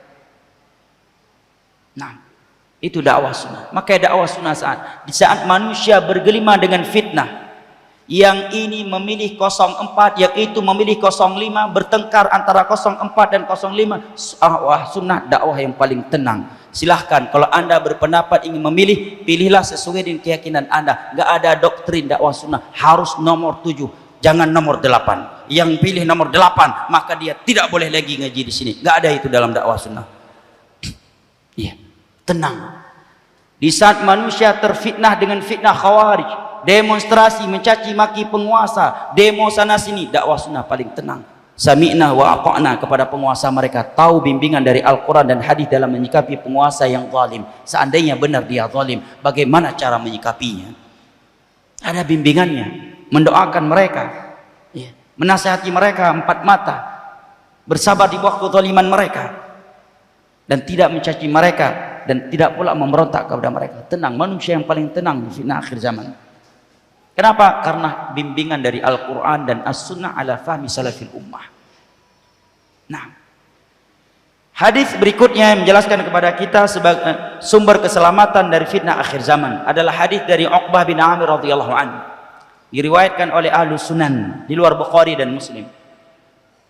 Seorang sahabat berkata kepada Rasulullah, "Man najatu ya Rasulullah?" Apakah pintu keselamatan itu wahai Rasulullah? Tanya seorang sahabat kepada beliau. Mendengar jawab pertanyaan sahabatnya tersebut, Nabi mengatakan, "Kuffa 'alaika hadza wa liyas'aka baituk wa baki 'ala khati'atik." Jaga lidahmu ini. Bayangkan, sekaliber para sahabat Nabi masih mendapatkan nasihat untuk menjaga lisan oleh Nabi. Padahal kalau kita baca sejarah para sahabat Nabi, enggak kita dapatkan ada nongkrong hasanah ba'da isya di antara mereka. Enggak ada gowes hasanah, touring hasanah di antara para sahabat Nabi. Enggak ada majelis ngurumpi. Enggak ada. Orang-orang yang lisan mereka selalu basah dengan zikir kepada Allah, tapi masih diingatkan oleh Nabi. Ingat, ingin selamat, kuffa 'alaika hadza. Jaga lisan Anda dari berbagai hal, dari hal-hal yang berbau kesyirikan, bau bidah, berbau syahwat, atau hal-hal yang berkaitan dengan kehormatan manusia. Terkadang lisan ini bisa menyebabkan hilang ribuan nyawa karena berita yang dia sebarluaskan. Hilangnya kehormatan orang karena lisan sebagian orang. Masyarakat atau terjadi perang saudara hanya dikarenakan lisan dari sebagian orang. Maka Nabi katakan, jaga lisanmu, jangan ucapkan kecuali kebaikan, jangan komentari sesuatu yang tidak kamu ilmui dan kamu tidak punya kapasitas tentangnya. Yang kedua, Nabi katakan, waliyasa'ka baituk, hendaknya rumahmu terasa luas bagimu, sesempit apapun rumahmu. Kalau kamu ingin selamat, hendaknya rumahmu terasa luas untukmu. Artinya, kata para ulama, merasa betah di rumah. Karena Allah menjadikan bait sakana, rumah itu sumber ketenangan. Makanya kata para ulama, bagaimana mungkin hari ini manusia bisa tenang hidupnya, sedangkan mereka meninggalkan sumber ketenangan dan ketentraman. Apa itu? Rumah dan tidur di malam hari. Kayak kalau kita baca Al-Quran, Allah menamakan rumah sakana, Laila sakana juga, malam adalah sumber ketenangan. Tapi hari ini manusia lebih sering di luar rumah. Kalau di rumah bosan. Ya, siang tidur, di malam hari malah begadang. Bagaimana bisa mungkin tentram jiwa mereka, sedangkan mereka meninggalkan dua sumber ketentraman ini? Hendaknya merasa betah di rumah. Ya akhi, Nabi kita Rasul, panglima perang, menteri keuangannya kaum muslimin, orang nomor 1. Sangat banyak tugas beliau di luar rumahnya, tapi bisa betah di rumahnya. Ente jangankan nabi, jangankan panglima, jangankan gubernur, ketua RW aja bukan. Tapi nggak ada waktu dengan keluarga di rumah untuk bercengkrama dan bersenda gurau dengan mereka. Dalam riwayat Al-Imam Al-Bukhari dan Muslim, ibunda kita Aisyah radhiyallahu anha mengatakan, kana Rasulullah sallallahu alaihi wasallam yattaqi'u fi hijri wa ana haidun fayaqra'ul Qur'an. Nabi itu dahulu selalu sering di rumah tidur di dalam pangkuanku sembari membaca Al-Quran walaupun aku sedang haid. Siapa hari ini yang mengaku ikut sunnah Nabi sering menerapkan ini dalam rumahnya? Nggak ada sakinah, mawaddah dan rahmah. Nggak ada keharmonisan dan keromantisan dengan anggota keluarganya. Di luar Masya Allah humanis, tapi ketika masuk ke dalam rumah seperti seorang komandan yang masuk ke dalam batalion. Sama anak istrinya, kalau berbicara titiknya pas tempatnya, komanya pas, nada kata serunya pas, kata tanya pun pas, nggak ada senda guraunya. Nggak ada senda guraunya. Ini ibunda kita, Nabi loh, Rasul, panglima perang yang mengurus keuangan kaum muslimin, imam sholat 5 waktu. Yang kalau beliau sholat subuh, beliau membaca paling pendek 60 ayat Al-Quran. Dan itu nggak mudah. Kita kalau dapat tugas jadi imam sholat 5 waktu, bisa naik asam lambung kita untuk persiapkan sebelum sholat. Udah persiapkan nih sebelum subuh udah capek-capek siapkan Al-Baqarah. Ini besok subuh Al-Baqarah dia dibaca. Begitu sholat yang dibaca Al-Qari'ah, nggak jadi Al-Baqarah. Kenapa? Lupa. Artinya apa? Nggak mudah jadi imam sholat. Gak mudah menghafal Al-Quran itu. Nabi juga imam sholat, imam terawih, tapi sempat sering bersama anggota keluarganya di rumah. Nggak keluar dari rumah kecuali untuk suatu kepentingan. Padahal kalau Nabi keluar rumah mau nongkrong, siapa teman nongkrongnya? Abu Bakar, Umar, Uthman, Ali. Para sahabat Nabi kalau mau gowes dan touring hasanah, siapa teman touring dan gowes mereka? Abu Bakar, Umar, Uthman, Ali, Abu Hurairah, itu temannya. Mau ngopi pagi, teman ngopi paginya Abu Bakar, Umar, Uthman, Abu Hurairah dan para sahabat yang lainnya. Tetap Nabi berkata kepada mereka, kalau mau selamat dari fitnah akhir zaman, wal yasa'ka baituk, hendaknya engkau betah, terasa luas rumahmu, walaupun sempit, walaupun kamu orang miskin, kamu betah dengan anak istrimu, anggota keluarga yang kamu cintai di rumahmu. Nabi rumahnya sempit jamaah. Saking sempitnya rumah Nabi, kalau beliau sujud, beliau harus menggeserkan kaki ibunda kita Aisyah, ya kan? Ketika beliau sudah berdiri baru kembali, ibunda kita Aisyah membukakan kakinya. Membuka kakinya, menunjukkan apa jamaah? Kecil rumah Nabi kita, sempit rumah Nabi kita. Demikian juga rumah-rumah para sahabatnya. Tapi Nabi berkata kepada mereka, wal yasa'ka baituk, hendaknya rumahmu terasa luas bagimu. Bahaya jamaah, orang kalau nggak betah di rumah, bahaya. Lihat sebagian orang jamaah, pagi nongkrong, siang nongkrong lagi, sore nongkrong lagi, malam nongkrong lagi, menjelang subuh baru pulang, kemudian tidur dan bangun jam 12 siang. Itu sebagian orang nggak betah dia, dan tidak mungkin seorang bisa betah di rumahnya kalau rumahnya bukan sebagai surganya, kalau anggota keluarganya bukan penyejuk mata hatinya dengan iman dan amal saleh. Orang kalau bahagia rumah tangganya, dia akan betah di rumahnya.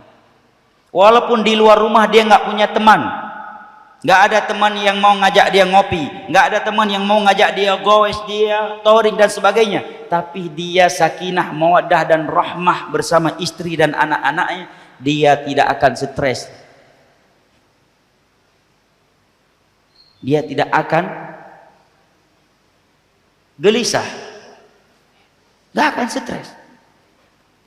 Tapi orang kalau rumah tangganya nggak bahagia, dengan istrinya tidak harmonis, tidak romantis, dengan anak-anaknya tidak sakinah, mawaddah dan rahmah, walaupun dia seorang jenderal di luar rumahnya, walaupun dia punya pasukan ribuan, walaupun dia sultan paling kaya, orang yang paling banyak relasinya, siapapun dia telepon semua siap ya menemaninya, tetap air wajahnya terlihat dia sengsara hidupnya, nggak bahagia hidupnya, hampa hidupnya kalau rumah tangganya nggak bahagia. Kalau dengan istri dan anak-anaknya tidak sakinah, mawaddah dan rahmah, maka usahakan betah di rumah.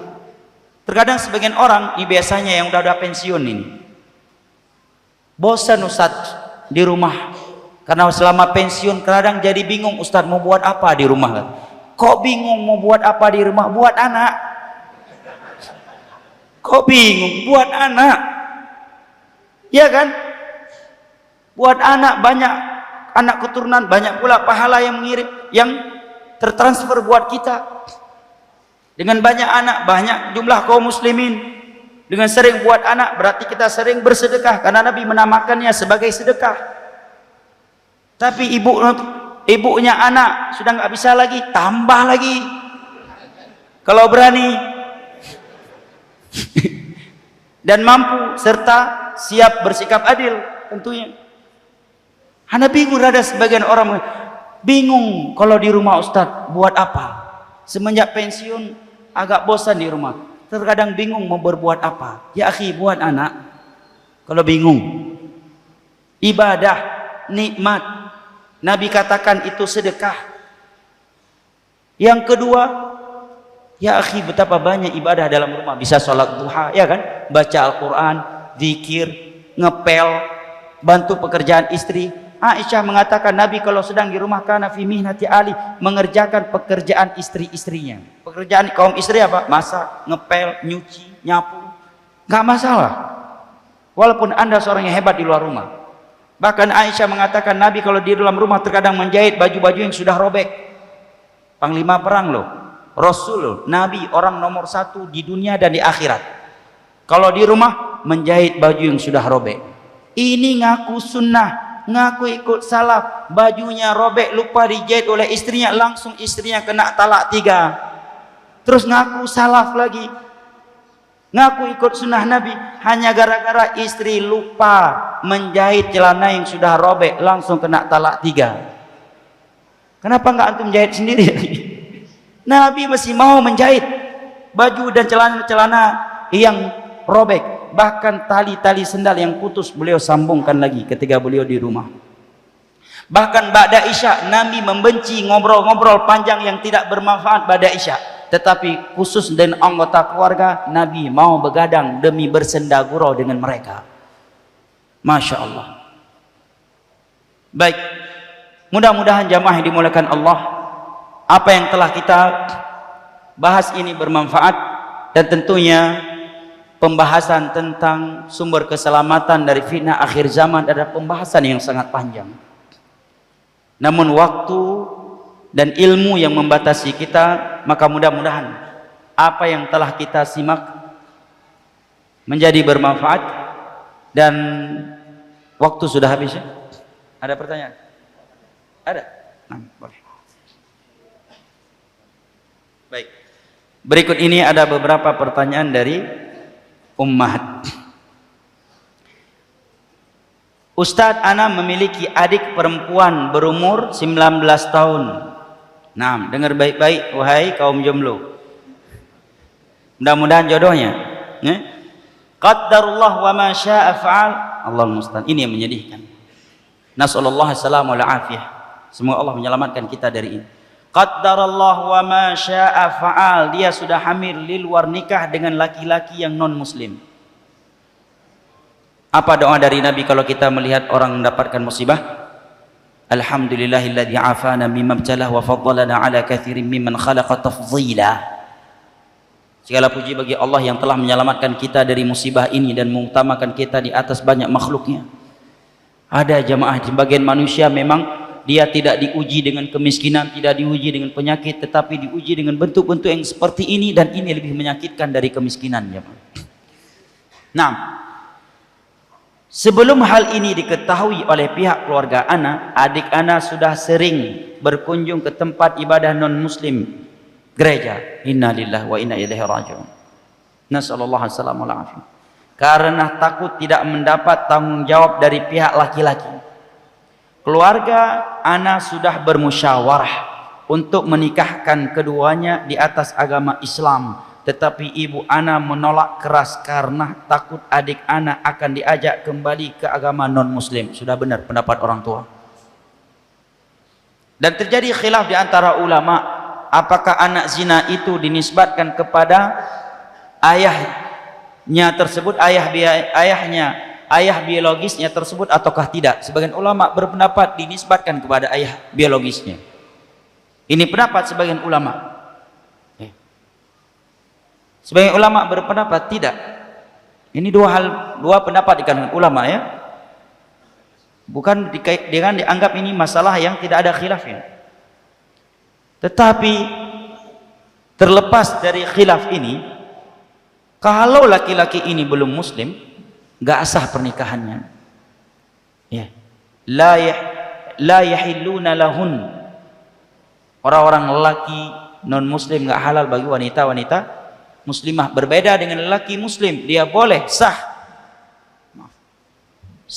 menikah dengan wanita yang tidak muslimah tetapi Yahudi atau Nasara secara sah. Nah, namun secara anjuran ya jangankan yang non muslim, yang muslimah saja diperintahkan untuk mencari yang lebih salihah daripada yang salihah. Nah, maka kalau dia belum masuk Islam atau dia khawatirkan masuk Islam hanya sekedar untuk hal ini terlihat dari sifat-sifatnya, selamatkan adik anti, terima dia. Dan seandainya dia jatuh ke dalam maksiat, ya akhi, anak Adam, siapa yang enggak punya maksiat? Allah tidak memandang seorang hamba yang melakukan dosa dengan dosa apabila dia telah meninggalkannya. Nabi mengatakan at-taibu minadz-dzanbi kama la dzanbala, orang yang telah bertobat dari dosa itu seperti orang yang tidak melakukannya. At-taubatu tahdumu ma qablaha kama annal islam yahdumu ma qablah.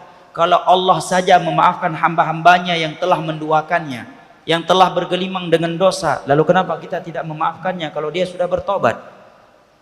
Ya. Terkadang wanita yang seperti ini setelah hamil dia menyesal bertobat, tapi keluarganya masih belum menerimanya, mengucilkannya, melendahkannya, membulinya. Akhirnya dia bunuh diri, baru mereka semua menyesal.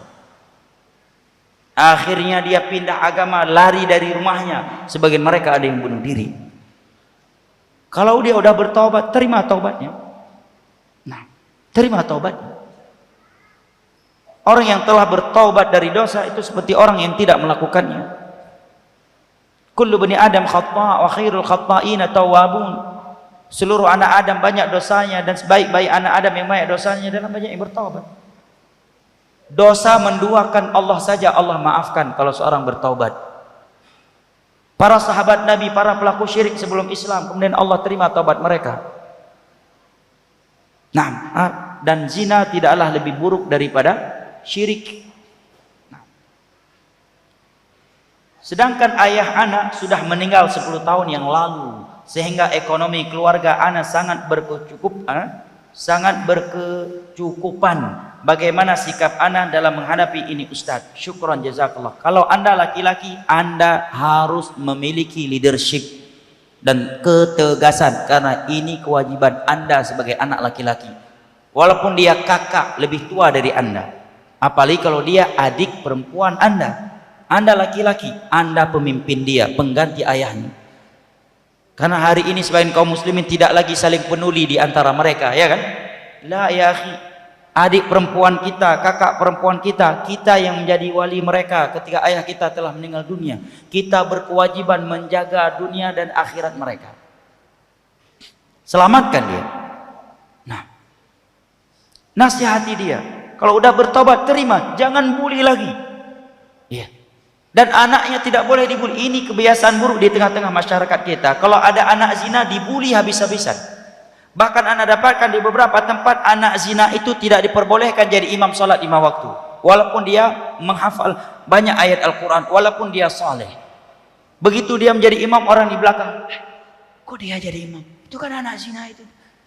Gak boleh ya akhi. Yang berzina bukan dia, orang tuanya. Itu pun mereka udah bertobat. Sekalipun orang tuanya masih berzina, masih pelacur, belum bertobat, Allah mengatakan wala taziru waziratu wizra ukhra. Suatu jiwa tidak boleh dicela, tidak memikulkan dosa yang dilakukan oleh orang lain. Sehingga sebagian anak zina hari ini nggak mau bersosial karena dia menganggap, alah kalau saya ke masjid pun saya dibully, ya, akhirnya milih jadi anak pang. Sebagian mereka, ya, lari ke narkoba, kalau nggak punya uang lari ke lem cap kambing. Karena masyarakat kita yang tidak bijak dalam menyikapi, ya, yang berzina orang tuanya, kenapa dia yang harus menanggung bebannya? Nah, terima anaknya dan terima ibunya, nasihati. Kalau udah bertaubat, jangan pandang lagi dia dengan dosa itu. Karena at-taibu minadz-dzanb kaman la dzanbalah. Orang yang telah bertaubat dari dosa seperti orang yang tidak melakukannya. Nah, barakallahu fiik. Apabila laki-laki yang non muslim tadi mau bertaubat, masuk Islam dan terlihat serius, maka nikahkan setelah mereka bertaubat. Nah, tapi kalau tidak mau masuk Islam, tidak terlihat keseriusan, jangan antum korbankan keislaman yang ada pada saudari anda. Islam lebih mahal daripada dunia beserta isinya. Manusia, wanita mati tidak punya suami tidak bahagia, tidak bahaya jangan. Sebagaimana laki-laki mati nggak punya istri tidak bahaya. Yang bahaya itu mati kita tidak membawa iman dan amal saleh, ini yang bahaya. Ya, ini yang bahaya. Nah, wallahu taala alam misal. Cuma satu ya. Ada pertanyaan langsung silakan. Ada bikin? Nah, silakan. Fadhal. Izin bertanya, bagaimana sikap kita kalau di rumah itu ada transaksi, bagaimana cara di rumah? Di rumah. Apabila di rumah itu ada sarang syubhat. Maksudnya gimana sarang syubhat? Anda baru dengar ini di rumah sarang syubhat. Biasanya dengarnya syaitan sering ganggu. Syaitan sering ganggu. Baik. Mungkin di dalam rumah banyak syaitan kali nggak? Dari kalangan manusia. Baik, tipsnya yang pertama, ruqyah. Sering baca Al-Quran, bukan menyetel murotal. Itu rekaman, bukan tilawah. Nggak ada ruqyah dengan rekaman jamaah. Ruqyah itu bacaan, murotal rekaman. Ya. Makanya para ulama menyebutkan azan yang sedang dikumandangkan di dalam radio dan itu rekaman suara yang diputar, nggak ada anjuran menjawabnya. Tidak masuk ke dalam kategori hadis Nabi faqulu bimithli ma yaqulul muadzin. Ucapkan apa yang diucapkan oleh muadzin, kecuali itu live. Karena itu rekaman, nggak ada niatnya. Baca Al-Quran di dalam rumah, terkhusus surat Al-Baqarah. Nabi mengatakan, la taj'alu buyutakum maqabir fa inna syaitan yanfiru minal baiti alladhi tuqra'u fihi suratul Baqarah. Hadis riwayat Imam Muslim dari Abu Hurairah radhiyallahu anhu. Jangan kalian jadikan rumah kalian seperti kuburan. Bacalah Al-Quran di dalamnya, karena syaitan akan lari dari sebuah rumah yang dibacakan di dalamnya surat Al-Baqarah. Nah, kemudian makmurkan dengan zikir kepada Allah. Syaitan sebanyak dan sekuat apapun dia akan lemah di depan zikir. Nabi sebutkan kalau seorang masuk rumah dia membaca bismillah kemudian menutup pintu juga bismillah, syaitan tidak mampu membuka pintunya. Lihat lemahnya syaitan. Nabi juga menyebutkan orang yang menutup makanan dan minumannya dengan bismillah dia tutup, syaitan tidak akan mampu membukanya. Lihat, syaitan itu lemah dengan zikir kepada Allah. Bahkan Nabi mengatakan apabila seorang masuk ke rumahnya menutup pintunya bismillah, maka syaitan saling berkata di antara mereka, la mabita lakum wala asya. Tidak ada kesempatan untuk bermalam di dalam rumah ini dan tidak ada kesempatan untuk makan malam di rumah ini. Zikir, ya, zikir. Kemudian makmurkan dengan ibadah, terkhusus ibadah salat. Nah, kemudian yang keempat, tidak perlu takut kepada syaitan, karena syaitan juga hamba Allah. Sama kita dengan mereka, sama-sama tidak diciptakan kecuali untuk beribadah hanya kepada Allah. Allah mengatakan innaman najwa minasyaitani liyahzunal ladzina amanu wa laysa bidarrihim syai'a illa biiznillah wa 'alallahi falyatawakkalul mu'minun. Tidaklah gangguan syaitan itu, terkadang dia menjelma menjadi apa? Gondrowo ya kalau di Jawa. Kalau di sini apa? Sama, gondrowo juga. Tujuan dia untuk membuat seorang mukmin sedih. Ente lagi pulang masjid, mau pergi sholat subuh, kok tiba-tiba ada orang di belakang motor nanti. Pas dilihat, masya Allah rambutnya panjang, mukanya berdarah-darah. Ana pernah diceritakan, wallahu a'lam benar ataukah tidak, di daerah Stabat, Langkat, ya perjalanan yang panjang dengan kebun tebu, bahwa ada seorang jamaah yang sudah berumur disebutkan pulang kajian sering diganggu di tempat tersebut. Naik sepeda dia, tiba-tiba ada orang duduk berbonceng di belakang sepedanya. Ketika dia di belakang, pindah ke depan. Gimana tuh? Takut nggak? Enggak, karena masih di masjid. Coba kalau udah keluar dari masjid. Nggak perlu takut. Kenapa? Kata Allah, tujuan dia hanya untuk menyedihkan, menakut-nakuti. Dia tidak akan mampu membahayakan seorang mukmin sedikit pun kecuali dengan izin Allah. Maka hanya kepada Allah lah hendaknya seorang mukmin itu bertawakal. Datang kuntilanak, ayah kuntilanak ada, nenek kuntilanak ada, 7 keturunan kuntilanak datang di depan ente, nggak perlu takut. Kalian dan aku sama-sama hamba Allah. Kita sama-sama diciptakan untuk beribadah hanya kepada Allah. Kalian tidak akan mampu menggangguku kalau Allah tidak mengizinkannya. Dan seandainya kalian mampu mengganggu diriku, itu bukan karena kalian yang sudah kuat, tetapi karena Allah yang telah mengizinkannya, karena suatu hikmah yang Allah inginkan. Tapi siapa yang berani mengucapkan seperti itu? Kalau di masjid mah ustadz pun berani. Begitu luar masjid, ustadz pun jadi penakut. Belajar matan kitab tauhid, belajar usul salasa biar menjadi pemberani. Nah, Umar bin Khattab, syaitan lari terbirit-birit kalau berpapasan dengan jalan beliau. Satu jalan dengan beliau. Syaitan itu lemah jamaah. Sekarang misalkan antum pulang dalam perjalanan yang gelap gelita, tiba-tiba antum mau di dalam mobil sendirian, tiba-tiba ada kuntilanak 3 orang, bang numpang ya bang, oke, nggak apa-apa, jangan lupa kasih bintang 5 ya. Nggak perlu takut, bacakan Al-Quran ya. Walaupun hati udah berdebar-debar nih, jangan tampakkan rasa takut. Dia nggak tahu isi hati kita, hanya Allah yang tahu isi hati kita. Bacakan Al-Quran. Tetapi memang syaitan itu licik. Kami pernah meruqyah seorang ikhwan dari mulai ba'da isya sampai menjelang subuh. Licik syaitan itu. Dia bertahan seolah-olah bacaan kita ini, ruqyah kita ini nggak bermanfaat, tidak pengaruh. Padahal dia hampir mati kebakaran. Begitu kita berhenti, dia langsung hidup kembali. Kadang kita digangguin ketika ruqyah. Kok kamu bacaannya kurang fasih katanya. Itu 6 harokat katanya, bukan 2 harokat. Kalau ustadznya nggak kuat tauhidnya, bisa gemetar ini. Bacaannya dibetulin oleh syaitan melalui mulut orang yang kesurupan. Pernah antum seperti itu? Lagi ruqyah dibetulin bacaannya. Jangan terpancing. Dan jamaah yang lain pun jangan lebih percaya ke syaitan daripada ustadz yang sedang ruqyah. Dan terkadang ketika ruqyah, syaitan membunuh karakter ente. Kamu kemarin melakukan maksiat ini ya, jangan sok-sok alim deh. Jangan sok-sok ruqyah deh, kamu kemarin zina kok. Ya ini bisa goyang kita tuh. Apalagi memang iya. Dan jamaah yang lain jangan sampai lebih percaya ke setan daripada ustadz yang ruqyah. Bisa goyang jam.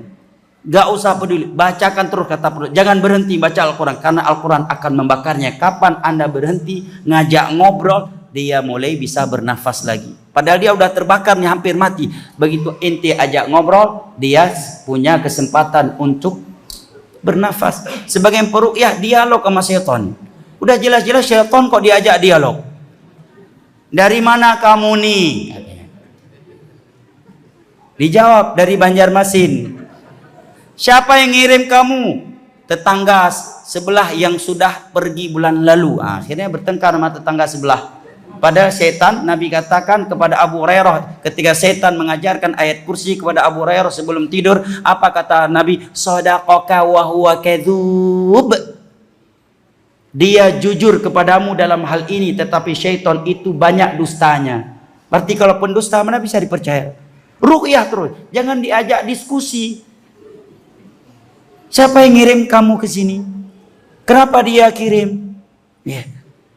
Akhirnya syaitan mengadu domba di antara manusia. Saya dikirim oleh tetangga fulan karena dia benci kepada ini, karena dia dengki dan sebagainya. Berantem manusia. teruskan baca Al-Quran. Begitu juga di rumah. Ya. Diganggu. Disebutkan seorang ulama, Abdul Qadir Al-Jailani, diganggu sedang salat malam. Disebutkan oleh Syekhul Islam, Abdul Qadir Jailani ini ulama Ahlus Sunnati wal Jamaah ala aqidatus salaf. Sedang salat malam, tiba-tiba keluar asap. Di dalam malam yang sangat gelap gulita. Keluar asap atau cahaya.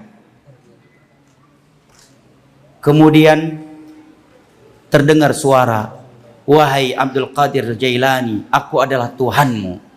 Telah aku halalkan untukmu apa yang aku haramkan untuk selainmu.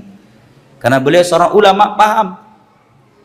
Kalau kita nggak kuat akidah, oh masya Allah karomah, dengan ini anak nggak perlu wajib sholat lagi, ya, nggak perlu puasa lagi, sudah menjadi wali majdzub.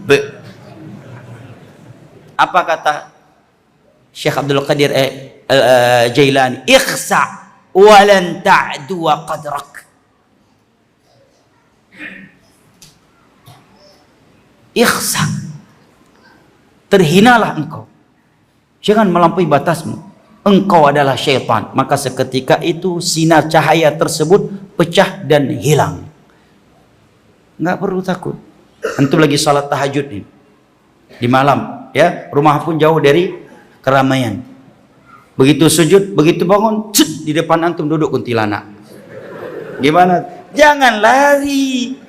Lari ketahuan antum penakut. Baca lagi Rabbik firli, Rabbik firli. Sujud lagi subhana rabbil a'la, subhana rabbil a'la. Doa. Bangun lagi. Berdiri, dijewer. Telinga inti. Udah tidur sononya, so alif. Kamu ini kan sedang takut sama aku. Kamu pura-pura nggak takut nih. Baca terus Al-Fatihah. Teruskan. Al-Baqarahnya. Insya Allah dia akan lemah. Inna kaida syaitani kana dhaifa. Gangguan syaitan itu lemah. Bayangkan, tutup makanan dan minuman, nggak sanggup di syaitan buka kalau sudah ditutup dengan bismillah. Pintu rumah nggak sanggup dia buka, sebanyak apapun mereka, kalau kita menutupnya dengan bismillah. Lemah syaitan. Nah, cukup ya? Baik, kita cukupkan sampai. Oh masya Allah, ini ada hadiah luar biasa nih, kitabnya sangat tebal. Al-Lu'lu' wal Marjan, hadis-hadis Bukhari Muslim, lebih mahal daripada dunia beserta isinya. Baik, ini antum amanahkan ke anak ya, rela dengan pembagian anak, ridho ya.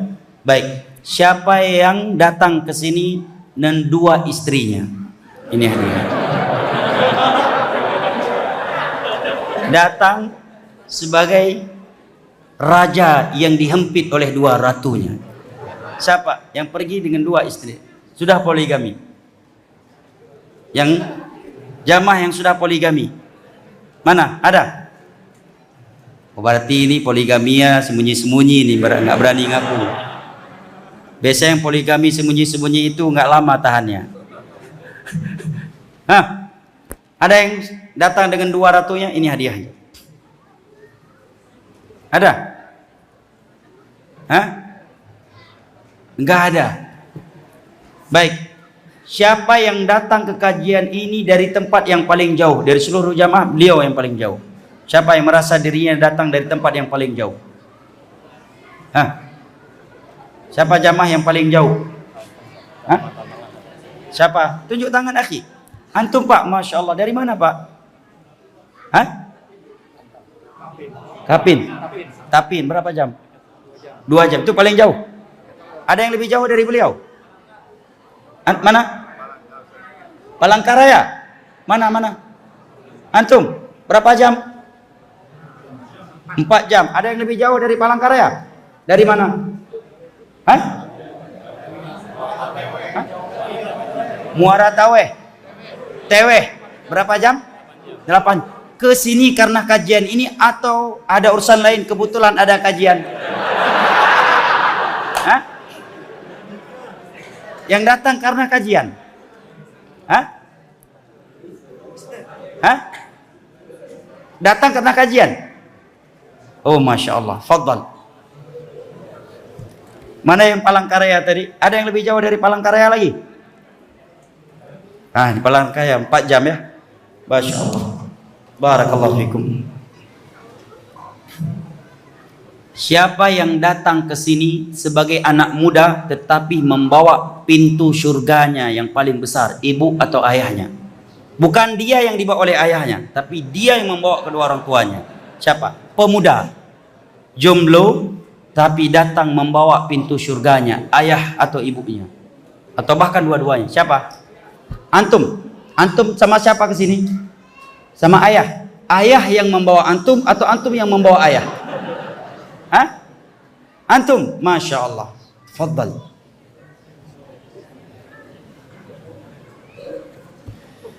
Baik, siapa yang sedang honeymoon? Hah?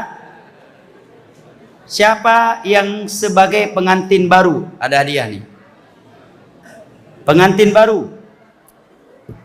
Ada? Gak ada pengantin baru di Banjarbaru ini. Pengantin baru, mana pengantin baru? Hah? Ya udah, mana jomblo yang sudah berulang kali ditolak lamarannya? Biar bahagia dikit. Mana? Ini, udah berapa kali ditolak? Hah? Mana? Ikhwan yang sudah berulang kali ditolak oleh akhwat? Nggak ada? Hah? Ada, mana? Nih, kasih ya. Fadhal. Masya Allah. Baik, pertanyaan berikutnya, apa kesimpulan kajian malam ini? Hendaknya mengikuti apa yang diajarkan oleh Pak ini. Ahsan, Masya Allah, barakallahu fiik. Oh iya, siapa lagi yang bisa menyebutkan kesimpulan lainnya dari kajian malam ini? Naam, silakan Pak. Bersegera beribadah di masa fitnah. Masya Allah, barakallahu fiik.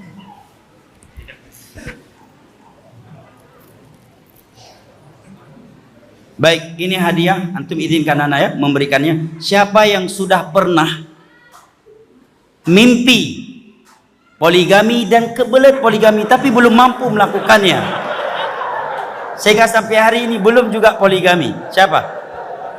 Ini hadiahnya. Biar terhibur nih. Antum pernah mimpi poligami? Siapa nama antum? Apa? Siapa namanya? Samani.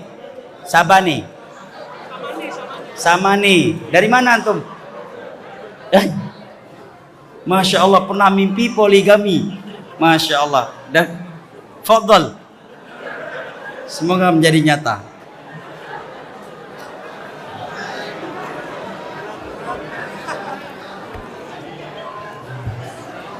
Baik. Siapa dari, mohon maaf, siapa dari aparat polisi atau TNI yang sudah hafal juz 30? Bukan 30 juz. Juz 30. Saya berikan hadiah dan saya tes. Enggak saya tes. Tidak anak tes, tidak dites. Saya serahkan kepada Allah kejujurannya. Anggota polisi atau TNI yang hafal juz 30 Al-Quran. Bukan 30 juz, juz 30. Mana? Ada? Dari mana? Dari Polres. Hafal juz 30. Siapa? Mana? Dari anggota yang hafal juz 30 dapat hadiah. Buku dari Ana dan hadiah lain dari AKBP Rudi. Yang hafal juz 30, bukan 30 juz, enggak usah, juz 30. Ada dari anggota dapat hadiah, hafal juz 30. Hah? Ada?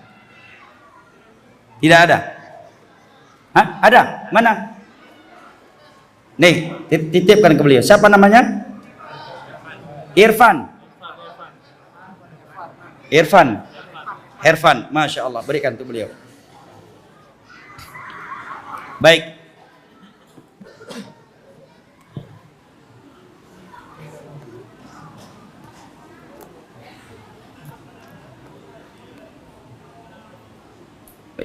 Hadiah berikutnya adalah kepada jamaah yang umurnya paling tua dalam kajian ini. Ya, Islam memuliakan orang tua. Iya kan? Bukan dari golonganku orang yang tidak muliakan orang tua. Siapa yang paling tua umurnya dalam kajian ini? Dapat hadiah yang paling besar ini. Siapa jamaah yang paling tua umurnya? Berapa, Pak? Berapa umurnya Bapak? 69. Ada yang lebih dari Bapak? Ada umat 70. Ah, berikan. Masya Allah. Ini saya serahkan ke Pak ya. Masya Allah, 70. Allahu Akbar. Baik.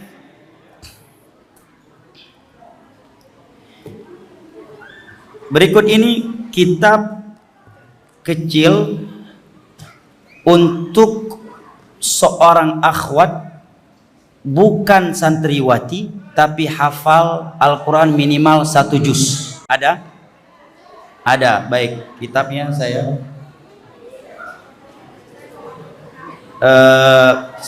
amanahkan ke Ustadz. Baik, nanti diminta ke panitia ya. Baik, siapa yang sedang dilanda kesedihan karena meninggalnya anggota keluarga yang ia cintai dalam waktu dekat ini, kita berikan hadiah. Ada? Masya Allah. Siapa yang meninggal? Kandung? Kapan? Kapan?